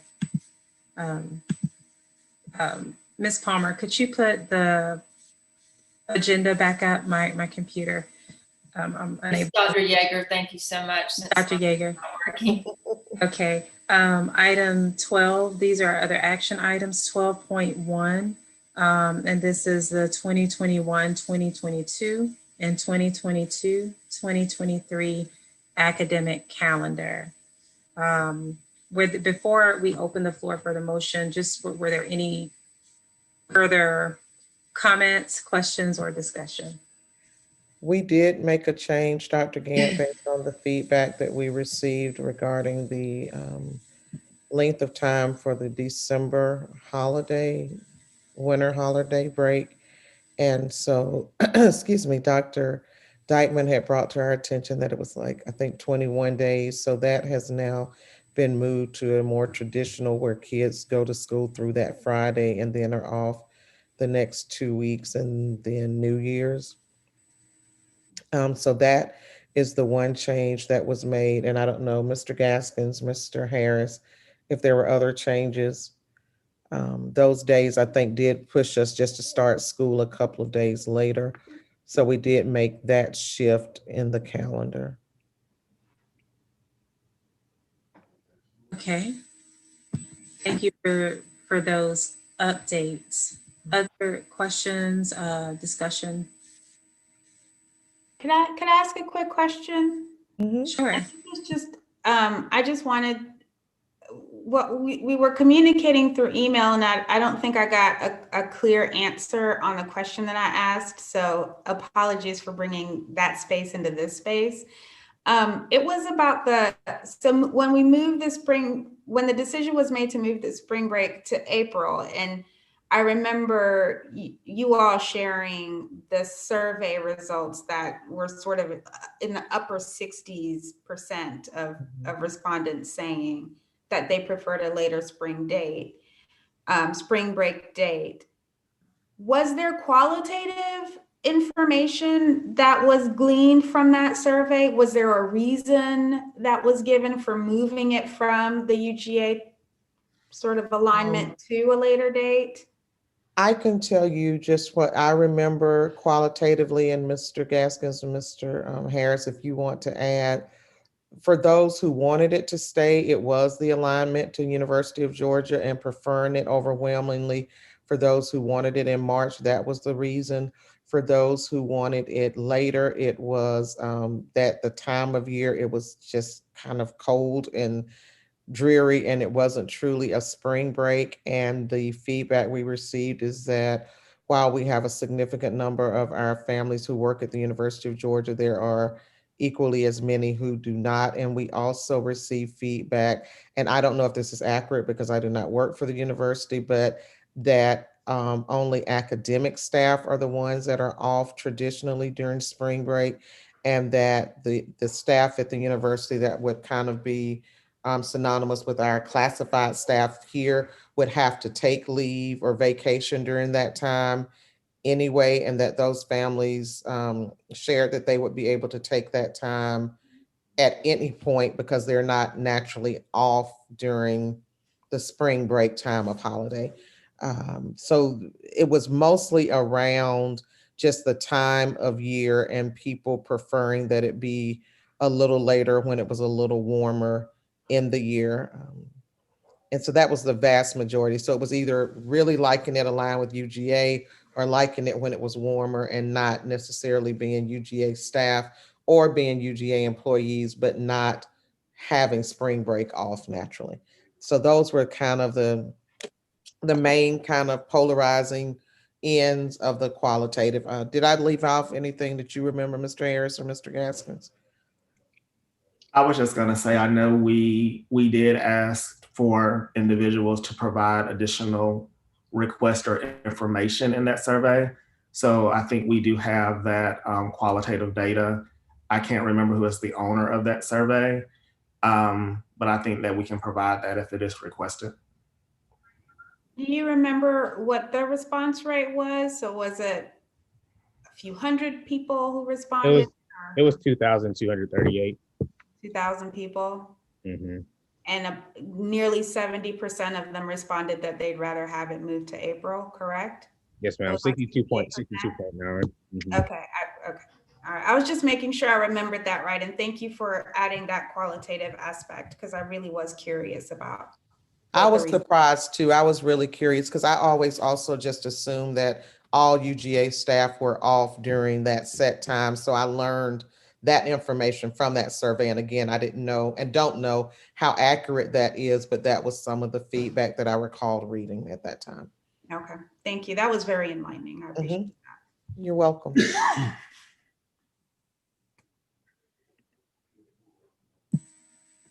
Okay. Any additional questions, comments? I do want to circle around. Ms. Gallagher, I know we have not heard from you tonight, so I just want to check in to be sure you don't have any comments or questions. Okay. All right. Okay. All right. Dr. Oh, actually, no. So the floor is open for a motion for item 12.1. Sorry, I had a comment / question. And like Dr. Thomas, I just wanted to qualify that I am not asking this question of my own benefit. But I wonder about the spring break in terms of whether we know the impact that moving it away from UGAs will have on students who are dual enrolled. So we have students that, and Athens Tech also, because Athens Tech tends to have the same spring break as UGA. And so students who are dual enrolled at either UGA or Athens Tech will effectively then not have either spring break. And then also the student teachers, I can't say for certain, but I think they probably don't really get a break either. So maybe that's not that big of an issue. But I do also know that a lot of our ASP staff are students, and then they would be away. And so that week of UGA spring break, we would probably have a decrease in the number of people available for ASP. And then my final thing was just that moving it to April while warmer makes it so that there's 12 weeks of class time prior to spring break and then only 6.5 weeks afterwards. So it makes for a really long time prior to spring break and then just like a short time before the end of the semester. So I just wanted to make sure that moving it doesn't result in some unintended hardships, consequences, things for the students beyond when people want to take vacation or can take vacation. So those were my concerns about just moving the break at all, or just sort of deciding on when to have the break based on preference, I guess. Like, how is it affecting the students? Yes, and again, I keep saying the same thing, so I'm sorry. Mr. Gaskins, please jump in if I omit or misspeak. We did have that conversation. We have some student teachers who do not just come from the University of Georgia, and we talked about how, unfortunately, for the University of Georgia's student teachers, some of them do student teach in other counties besides Clark County. So that's if it were where we were kind of in that same partnership that we used to be in at that level, we still have a partnership, but where the majority of their student teachers came here, I think that impact would probably be greater then than it is now.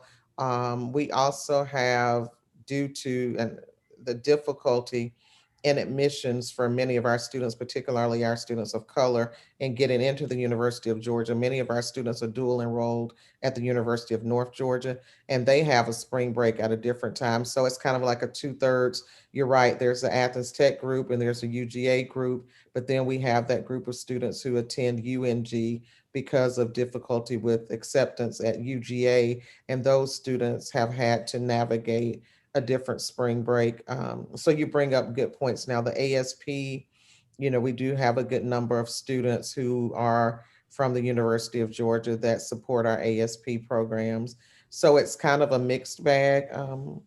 Dr. Dykeman, we did, after we received that from you, I thought, these are some really good questions, and we tried to research that and make sure that there wasn't a overwhelming burden being placed on any particular group due to that decision. Mr. Gaskins?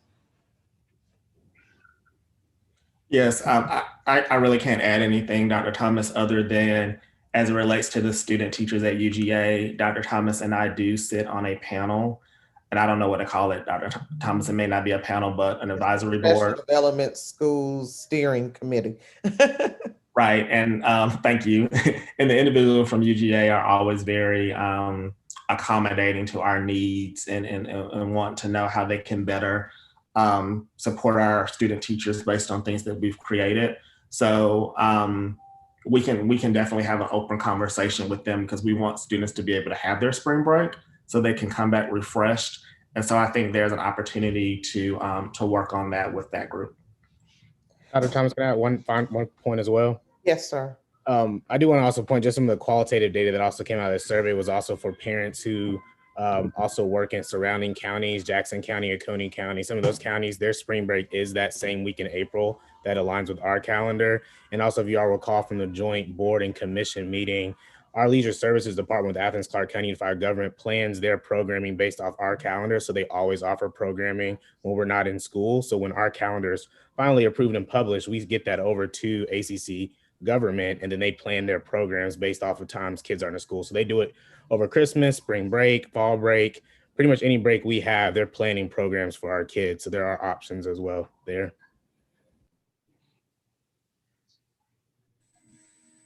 Okay. Thank you. You're welcome. So I don't think we have a motion yet. The floor is open. Correct me if I'm wrong, Dr. Maddox. I can't remember if we have a motion on the table. No, we just entered into discussion. Okay. All right. So the floor is open for a motion.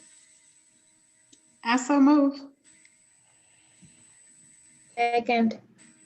Okay, Ms. Davis made a motion to approve as item 11.1, I think it is. And Ms. Hall made a second.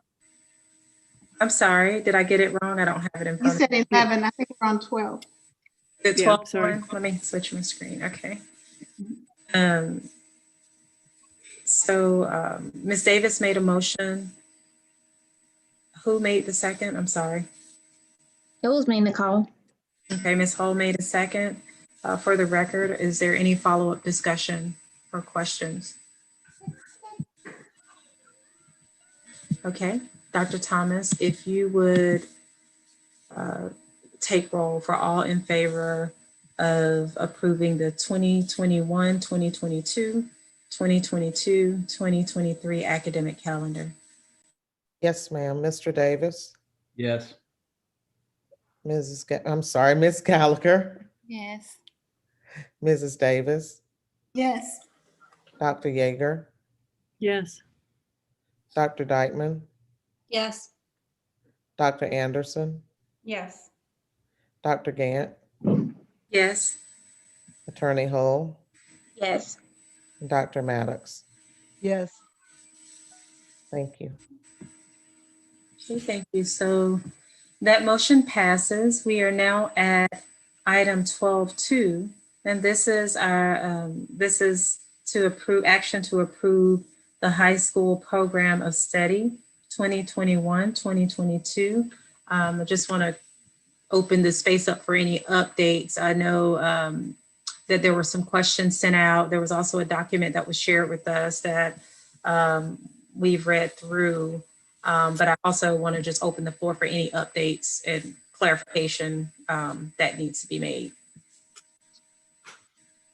Yeah, so I'll start because I had a couple of concerns. I just want clarity on what the board is deciding and the effect of it. Are we looking at just adopting the program of study outlined by the Department of Education, or are we looking at adopting that program of study outlined by the DOE as well as the policies that accompany that in the booklet?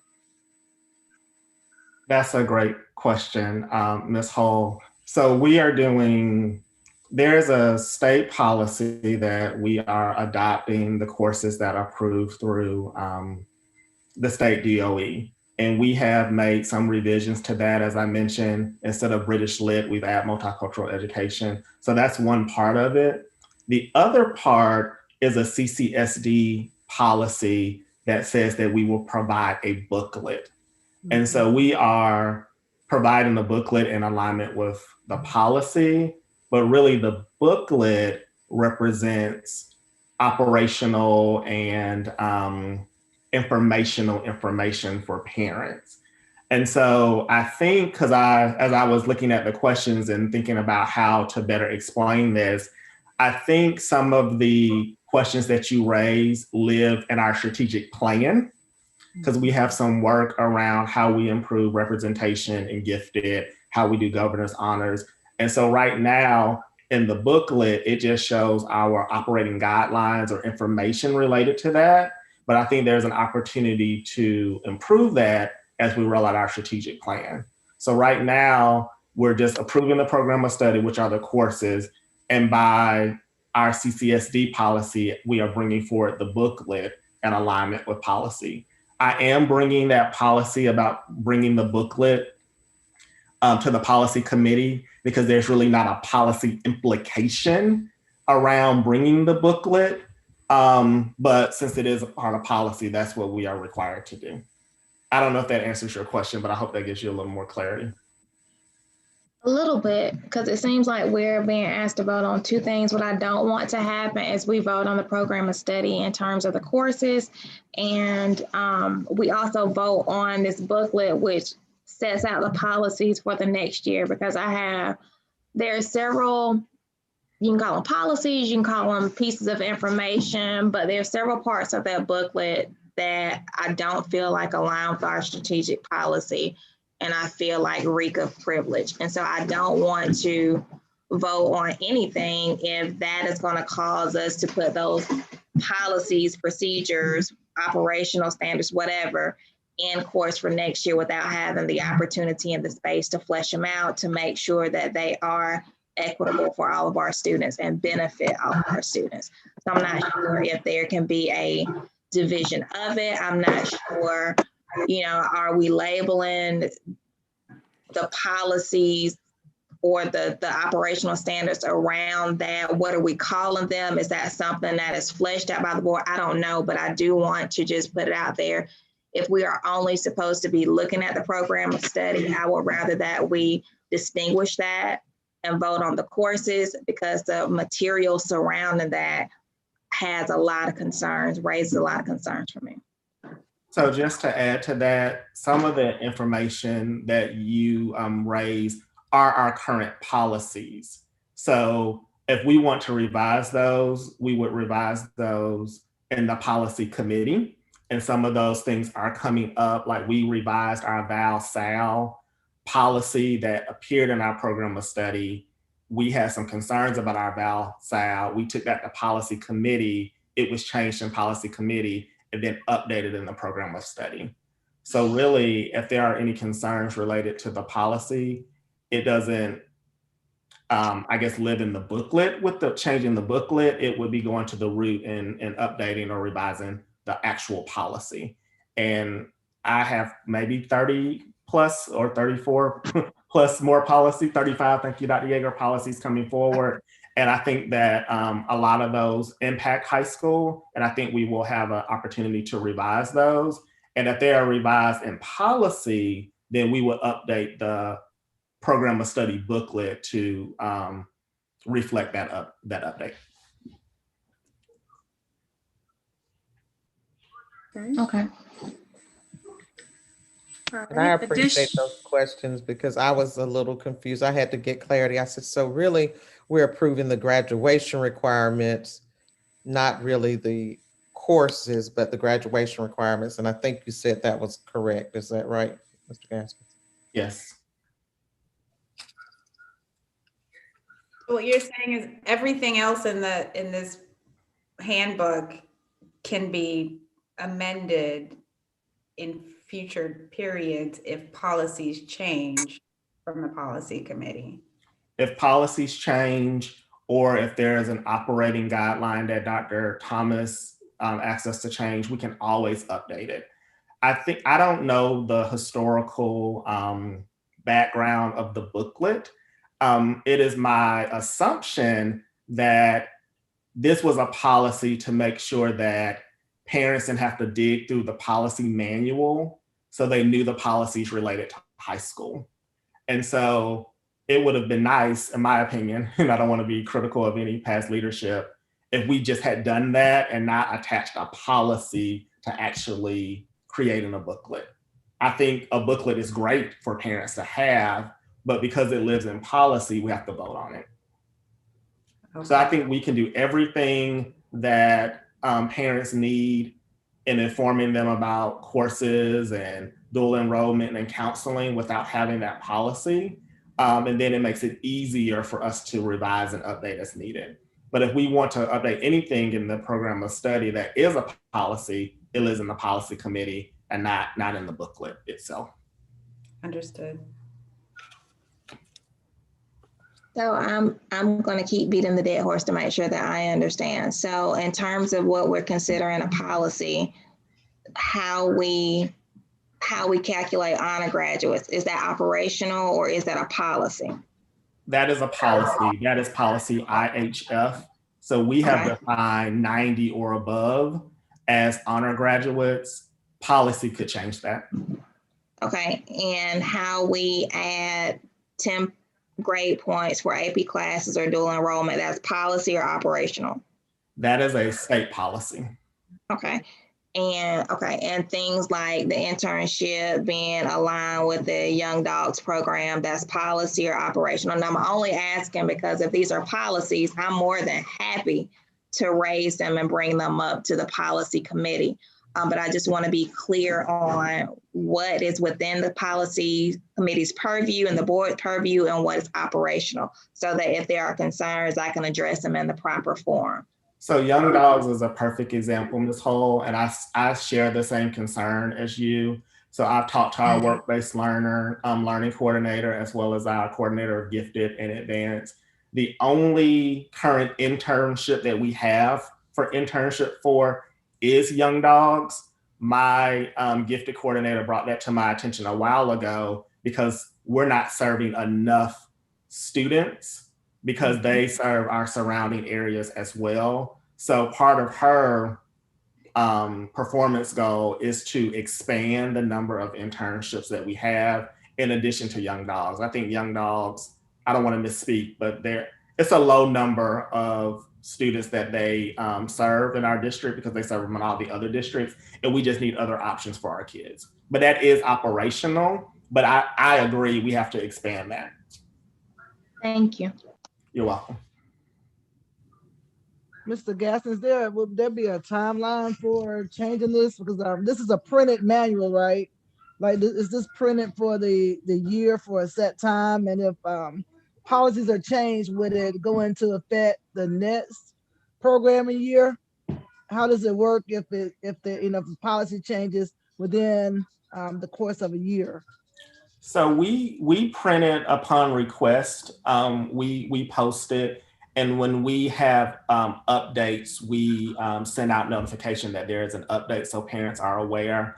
So I do anticipate updating the program of study. Cedar Shoals has reached out around a dramatic writing course that we have to wait for the teacher to be certified. So once she is certified, then we would update it, and then we would make people aware that that course is also available for students. So we don't print it. We don't print hundreds and thousands of copies if we've done in the past. We make some hard copies available for parents. But when we make a change, we update the school, and then the school communicates to their counseling department.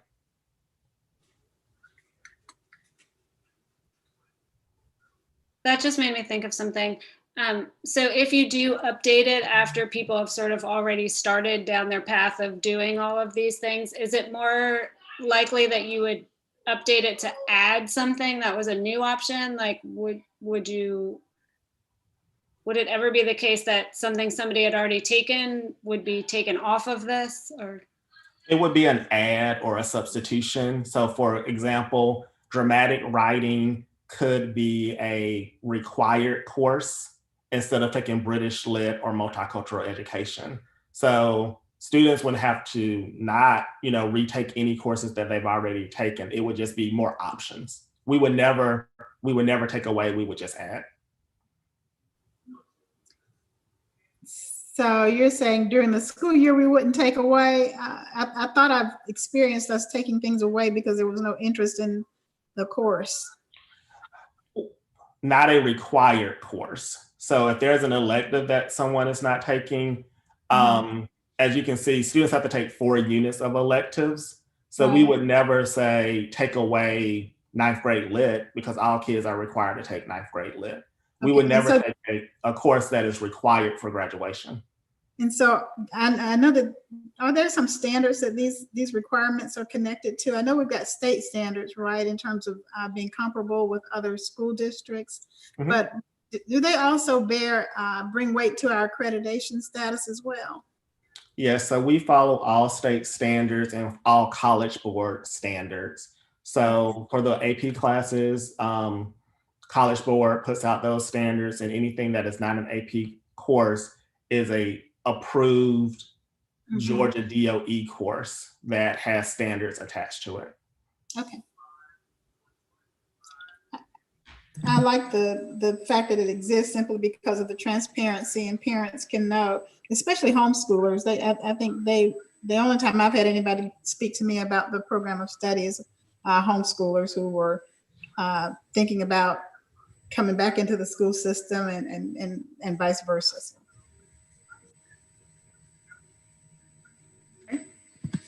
And just to be clear, this is the one section that is being approved, but we don't take the catalog itself to print until closer to summer. Isn't that correct, Mr. Gaskins?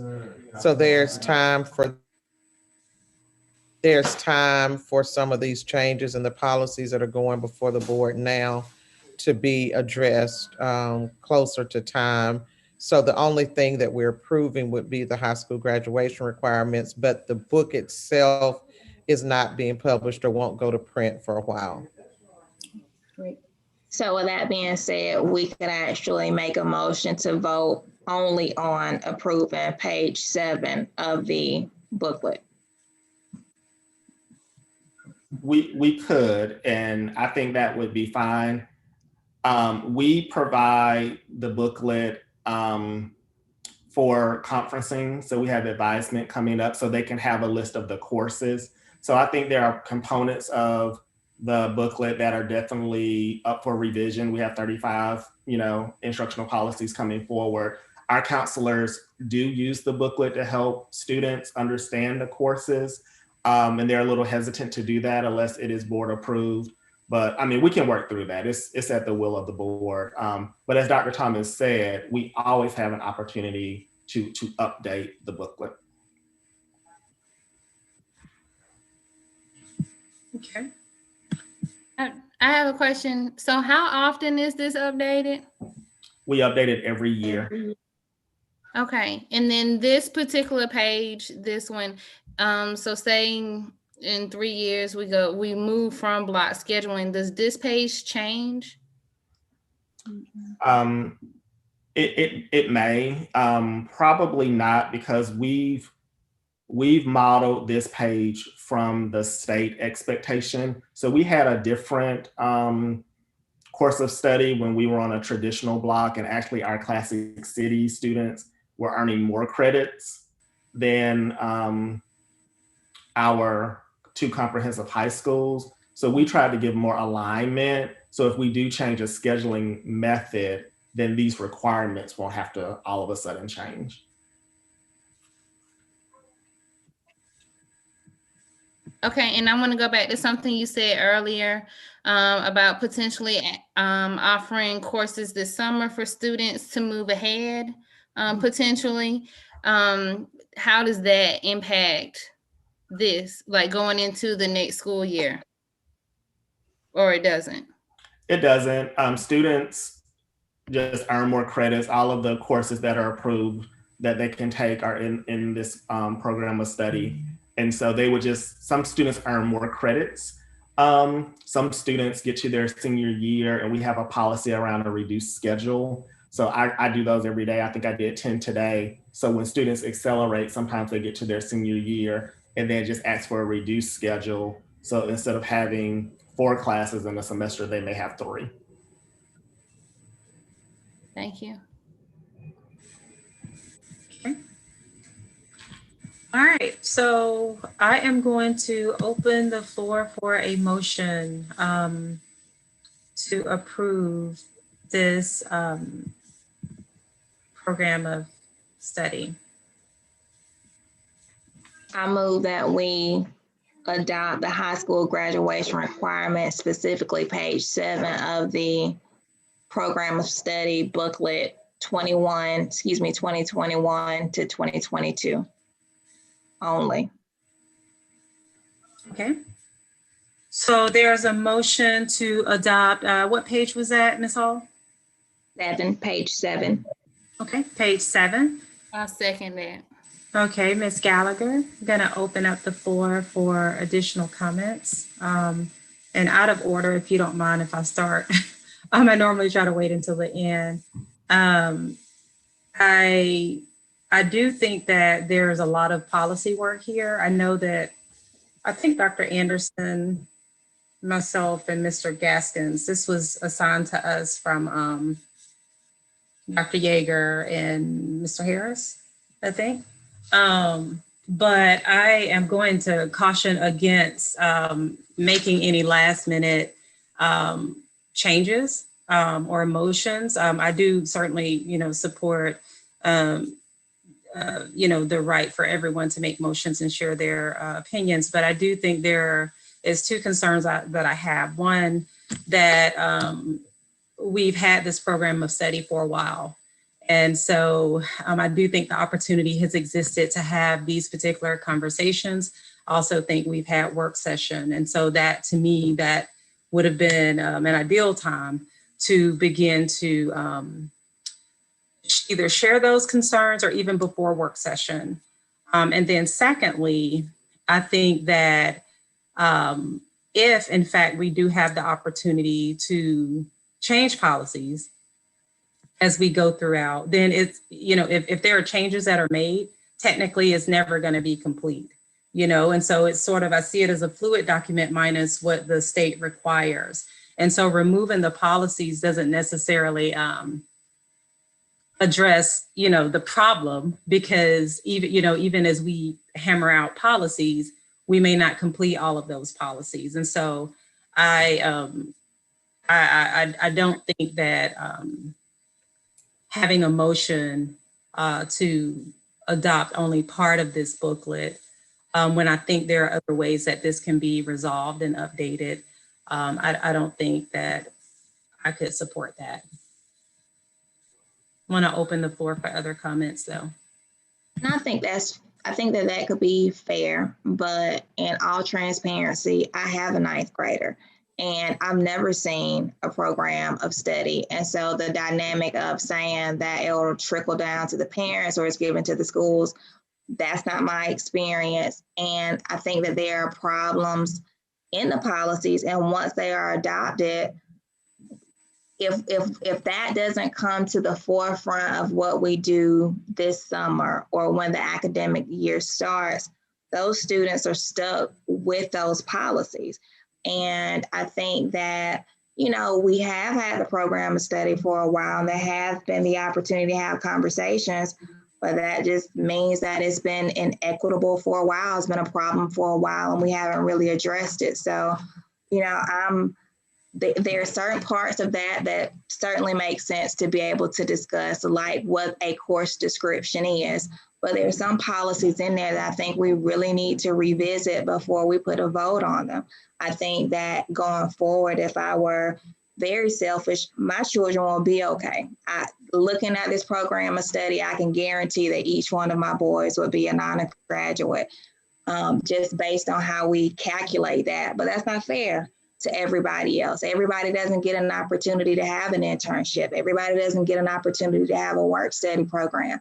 And that reeks of privilege and inequity. And I personally do not want to vote on something like that until it's addressed. And so if we need to have a program of study to have our students be able to be advised, let's vote on that. But if our booklet is incomplete, if we need to rework stuff, I don't see the point of voting on it, going to rehash it, and then voting on it again. That's just my opinion. I respect the board's opinions, but there were some strong concerns within that booklet that I have a problem with. So I'll get off my soapbox right now.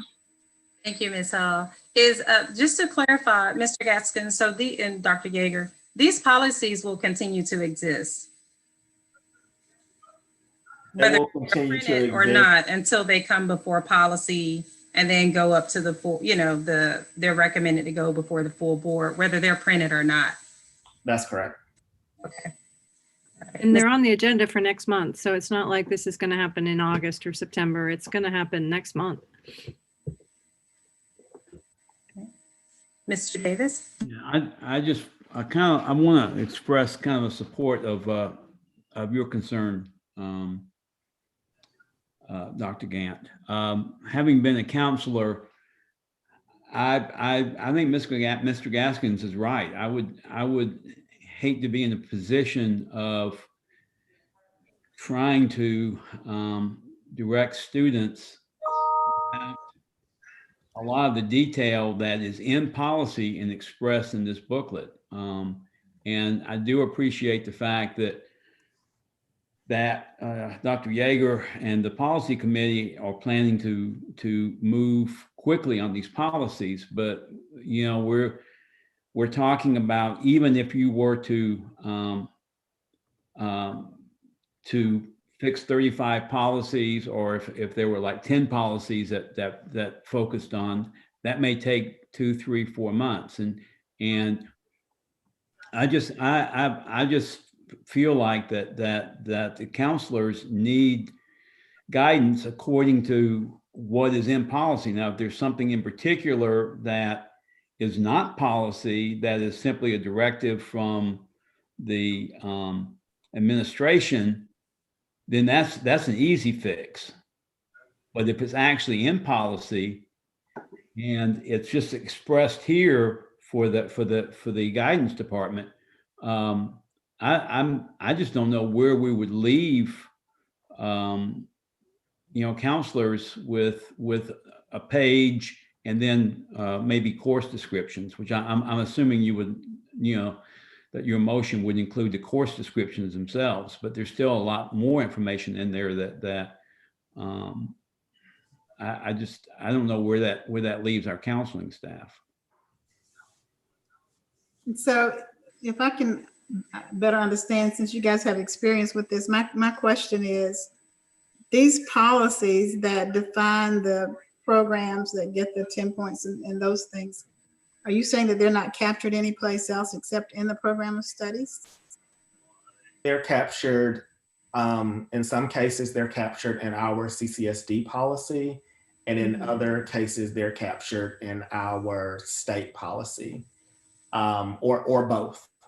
And so I think, not having historical knowledge, what the program of study booklet attempted to do was to summarize all of those policies in one place. And so parents and counselors would not have to go look for them. They would all be in the booklet. I like the transparency in that notion, and so therefore I do like having it in one place. But I think that is also a good place that we're jumping off from too. I'm inclined to, and I did not recognize the inequities that you're describing. Never visited this document before, just read it and said, okay, these are the courses, and tried to remember what they were like when I was in high school, and that was the extent of it.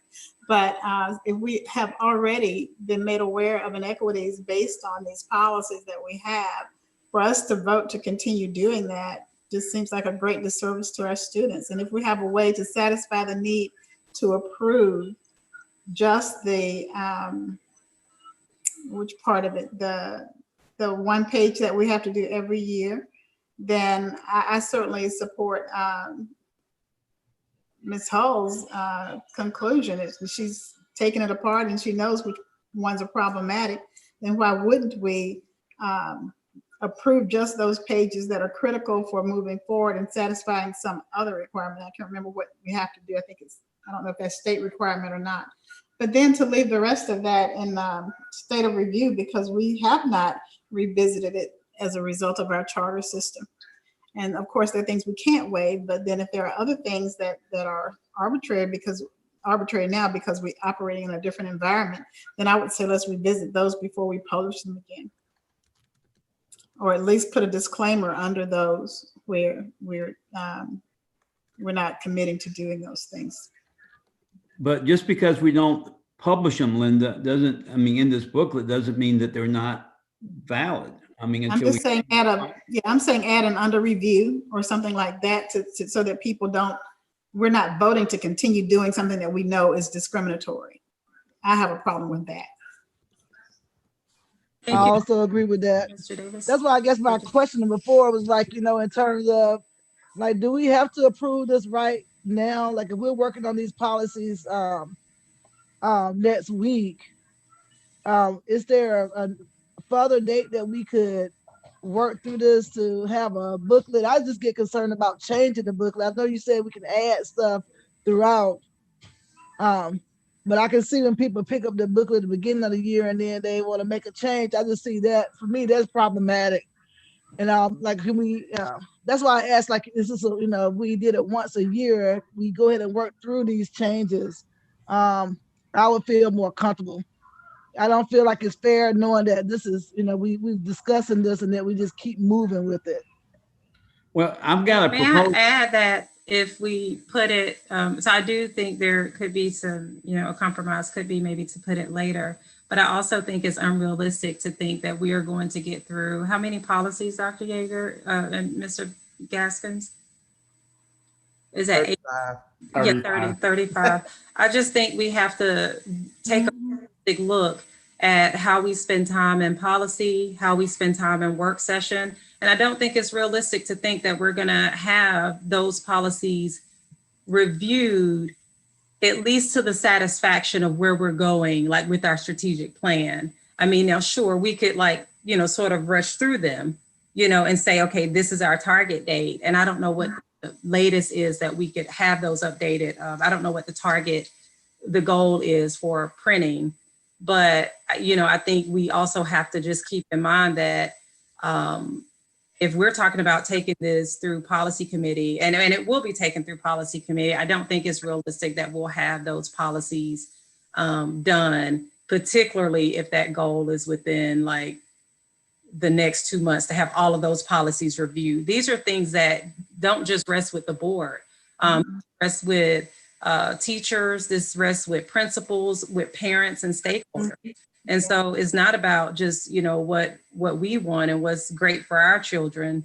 I would imagine it's a process. We wouldn't just be in a room changing these things. And so we'll get input from the board, from the community. There may be some things that the community, parents, counselors may be more aware of that they share with us. And so just wanted to make the point that it could very well be a process that, that takes place over the next several months. And again, that these policies exist, whether they're in the book or not.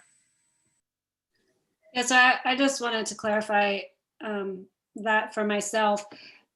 I totally understand the hesitation and not wanting to have things that we don't agree with. But they'll still be in policy. So if we don't approve the rest of the booklet, if people want to know the answers to some of these things, we're just making it harder for them to find the current policies. Is that accurate?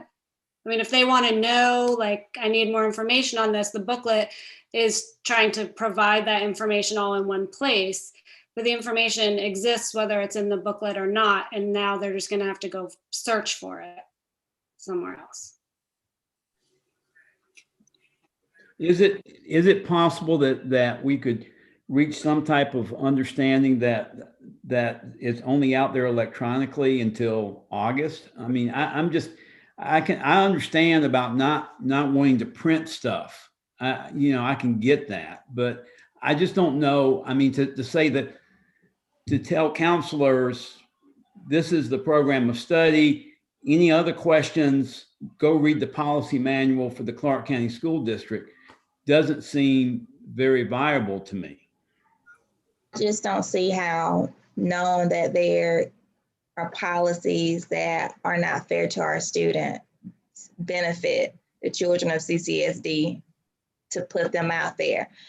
We're essentially saying we need to give counselors directives to be able to go and advise students within equitable policies. So if you are on in the population or the student population that doesn't benefit from the policies that are on the books, we'll get to you in August. And so I am okay if we call a vote and the motion fails, but I in good conscience can't say I have issues with the policies and we need to put it forth anyway.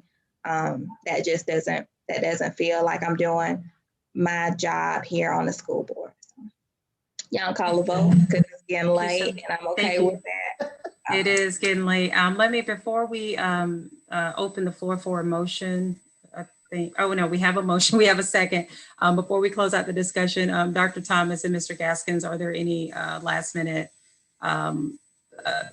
comments or thoughts? I just want to remind us that really, I totally understand all the discussion and feel equally passionate about some parts of what's been said, that we will continue working on the policy and on components of the handbook, and that the part that will be final tonight is a part that I don't think people are in disagreement with, and that is the number of units that are required for a student to graduate is essentially what we're discussing.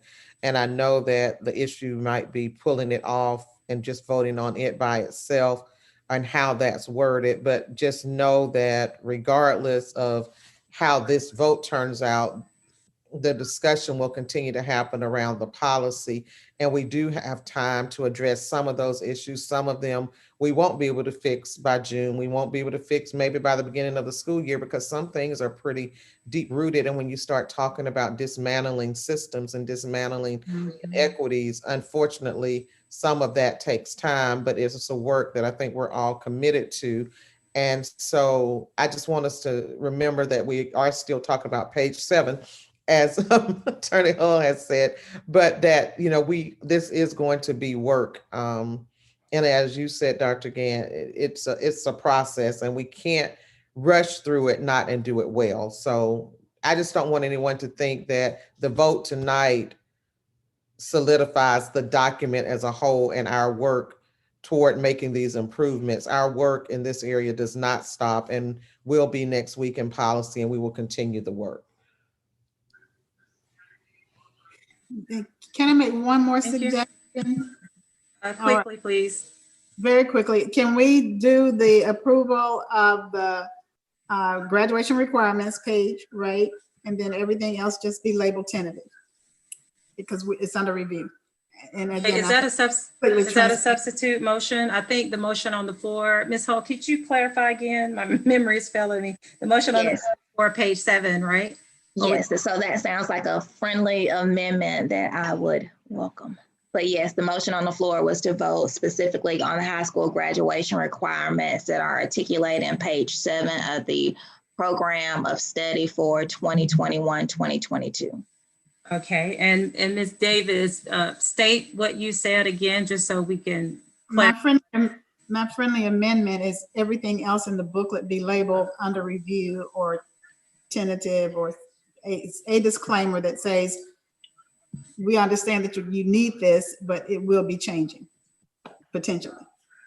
Okay, and Mr. Pruitt, does that sort of sounds like to me as a substitute motion, because it's sort of a different thing than page 7. I think I understand you saying, Ms. Davis, that your amendment would be to keep all of it, but put tentative on all of the other pages, or am I misunderstanding that? That's exactly right. And it doesn't have to be the word tentative. It can be whatever word describes the fact that it's under revision and under review. But to let people know that this is going to be, this will be changing perhaps. Yeah, that's a substitute motion. Then I Okay. make a substitute motion. Okay, and okay, substitute motion on the floor. So that would mean that we would need a second to that substitute motion. Is that correct? Okay. So can I second her motion without having to withdraw my own under Robert's rules? You can second that one, and if it passes, then that wipes out the first motion, and that's what we have. So I second that motion, the substitute motion. Okay, all right. And for the record, is there any further discussion or clarification on that substitute motion, which is to have the booklet and have under review in the necessary areas? I just want to make sure I understand. Are we saying that the definition for pre-calculus, the description of pre-calculus is tentative? I mean, because pre-calculus as described is pre-calculus, or is that just assumed to be part of page? Because it is part of page 7 in a kind of way. But are we talking about changing or altering course descriptions as tentative? No, just those things that we know policies have to be revisited on. Okay. Okay. And Mr. Just a point of clarification or understanding on the substitute motion, Mr. Gaskins and Dr. Thomas, what does that mean by for you all? Because I understand that this is work that you all will need to do, and you will have to do. And I don't know your timeline. For instance, I don't know who all is required, right? If you need to reach out to counselors, high school principals, and things like that. So I guess my vote really depends on if this is something that's feasible for you all, especially since these policies will continue to exist, and technically all policies are subject to review. Mr. Gaskins. I know we're both so lost now. We're like, we don't even know what the vote is on anymore. I think right now, the motion, we have a substitute motion, and the substitute motion on the floor was made by, I think, Ms. Davis, and seconded by Ms. Hull. And it is to keep keep the current booklet as is, to take action on it. However, the areas that may change, so policy references, to make a note somewhere that policies are under review. I think that would be good, Mr. Gaskins. I'll let you speak, but one of the things that Mr. Harris brought up, so I think this is good, and Attorney Pruitt, you can speak to this, was that it probably is best to do it this way because the program of study is a repository of regulations. And so based on our own policy, BDC, we would need to approve the thing in its entirety, but then making notes to come back and address those policies. So I think the substitute motion would address that and keep us from violating our own policy. I hope that made sense. Yes. Okay. Thank you. The And work that's why that's left is for Mr. Gaskins or someone to identify which pages describe board policy and put the under review label on them. And I wasn't trying to put the wording out there, because if that's not the right wording, or the word under review doesn't meet your needs, then find the right words. But we just need to make sure that we are saying we are not voting for this particular thing to go forward without some other things Right. happening. Yes. I think that captured the spirit of what, does that get it, Attorney Hull? Okay. Okay. I just want to check in to be sure. Are there any other questions for clarification or discussions around this substitute motion? I just need clarification. So we're talking about anything in this booklet that is tied back to a policy that we do want to review, then it will somehow or the other specify that in the booklet. So that, and actually could be a guide to board members who are not on the policy committee exactly what is being reviewed by the policy committee. But is that correct?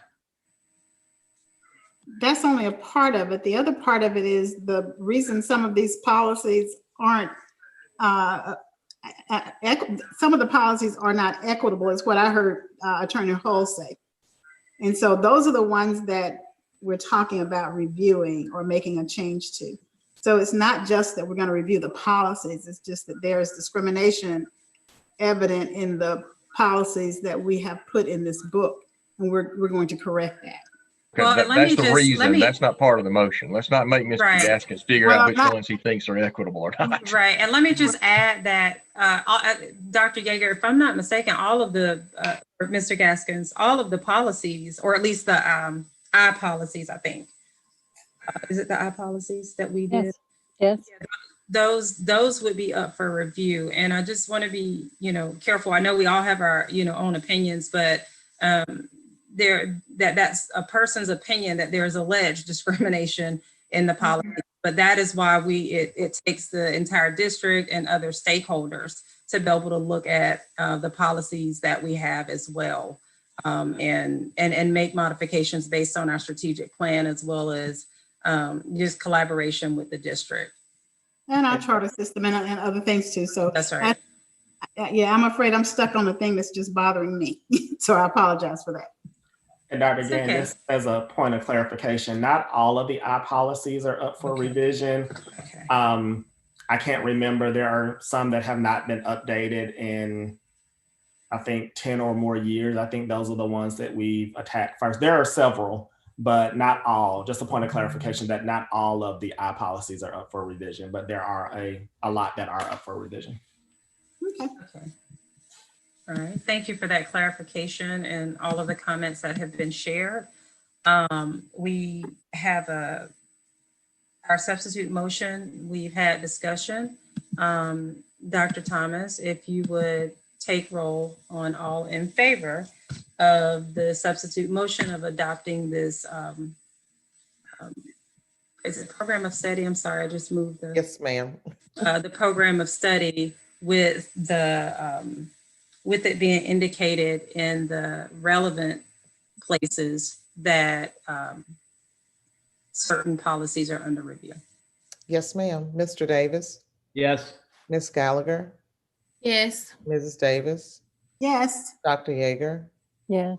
Dr. Dykeman, Yes. Dr. Anderson, Yes. Dr. Gant, Yes. Attorney Hull, Yes. Dr. Maddox. Yes.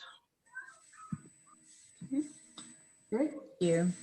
So that motion passes, and we will move forward with item 12.3. And that's a resolution calling for the state of Georgia to prioritize teachers, bus drivers, school, and district staff for COVID-19 vaccinations by moving them up to Tier 1A.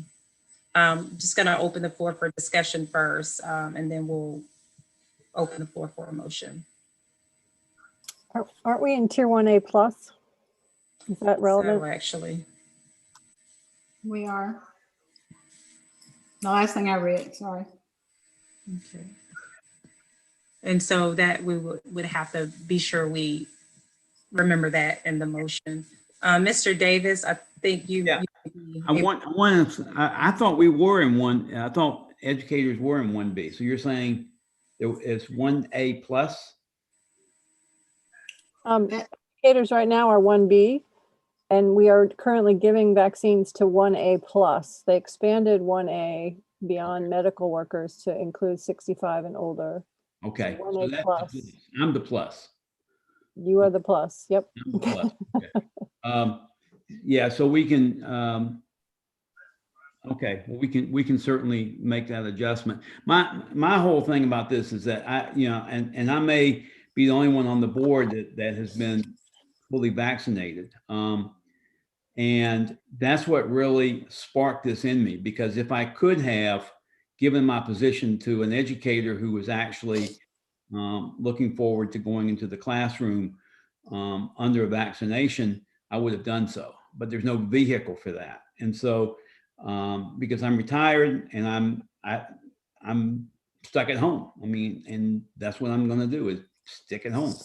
So I feel like the idea for this came from the Atlanta schools on February 1st, and I sent a copy of that earlier, their resolution, and they passed a resolution. And again, there was some discussion about where the decision is being made, and the decision is being made in the governor's office. The number of vaccines that are available in the state of Georgia is being made on the federal level. But in terms of who gets prioritized with the vaccination, that is the governor's decision.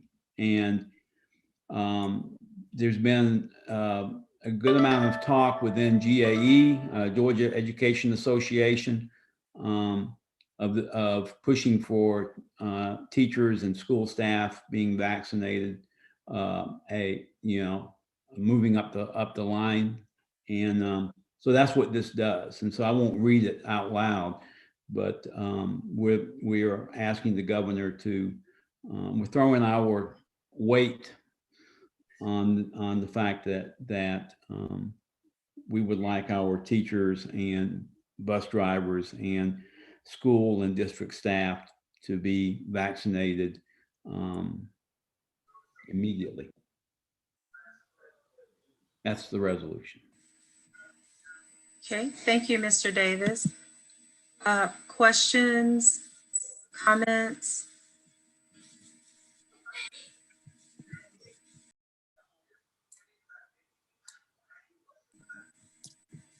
Okay. I was just checking to see where we are on that, and I did a quick search, and 11 Alive reported that Kemp said that the current vaccine supply is not enough right now, but if we got a greater supply, he would do that. This is Dr. Watley. I did speak to Nurse Rourke today, and she is partnering with the Department of Public Health, and they are working on fulfilling our vaccination efforts in CCSD. So that's still in the works as well. But once we have an update, I will be sure to let everyone know. Awesome. Thank you for that, Dr. Watley. Others? Okay. Dr. Thomas, I'm sorry, that was discussion. I'm going to open the floor for a motion. I move that this resolution be adopted by the Clark County School Board, a resolution calling for state of Georgia to prioritize teachers, bus drivers, school and district staff for the COVID-19 vaccinations. Second. Sorry, that was me. Okay.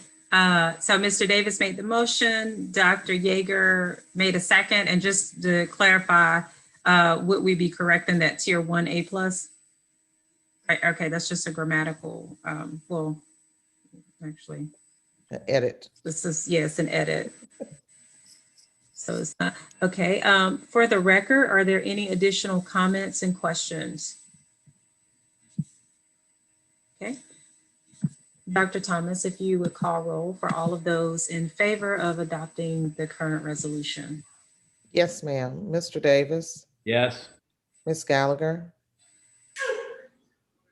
Bless you. Ms. Gallagher? Mrs. Davis? Yes. Dr. Yeager? Yes. Dr. Deitman? Yes. Dr. Anderson? Yes. Dr. Gant? Yes. Attorney Hull? Yes. Dr. Maddox? Yes. Ms. Gallagher? She may have Not got, present right now. Okay. okay. I don't see her on the screen. All right. So that motion passes and that resolution is adopted. We'll move forward to item number 13 and 13. I so moved. Okay. All right. So that was Ms. Davis for the motion to adjourn. And was that Ms. Hull? Yes. Okay, Ms. Hull for the second. I don't see any objections or hear any objections. And so we are adjourned at 9:40 p.m. Stay safe. Thank you Great all. evening, Good everyone. night. Take care.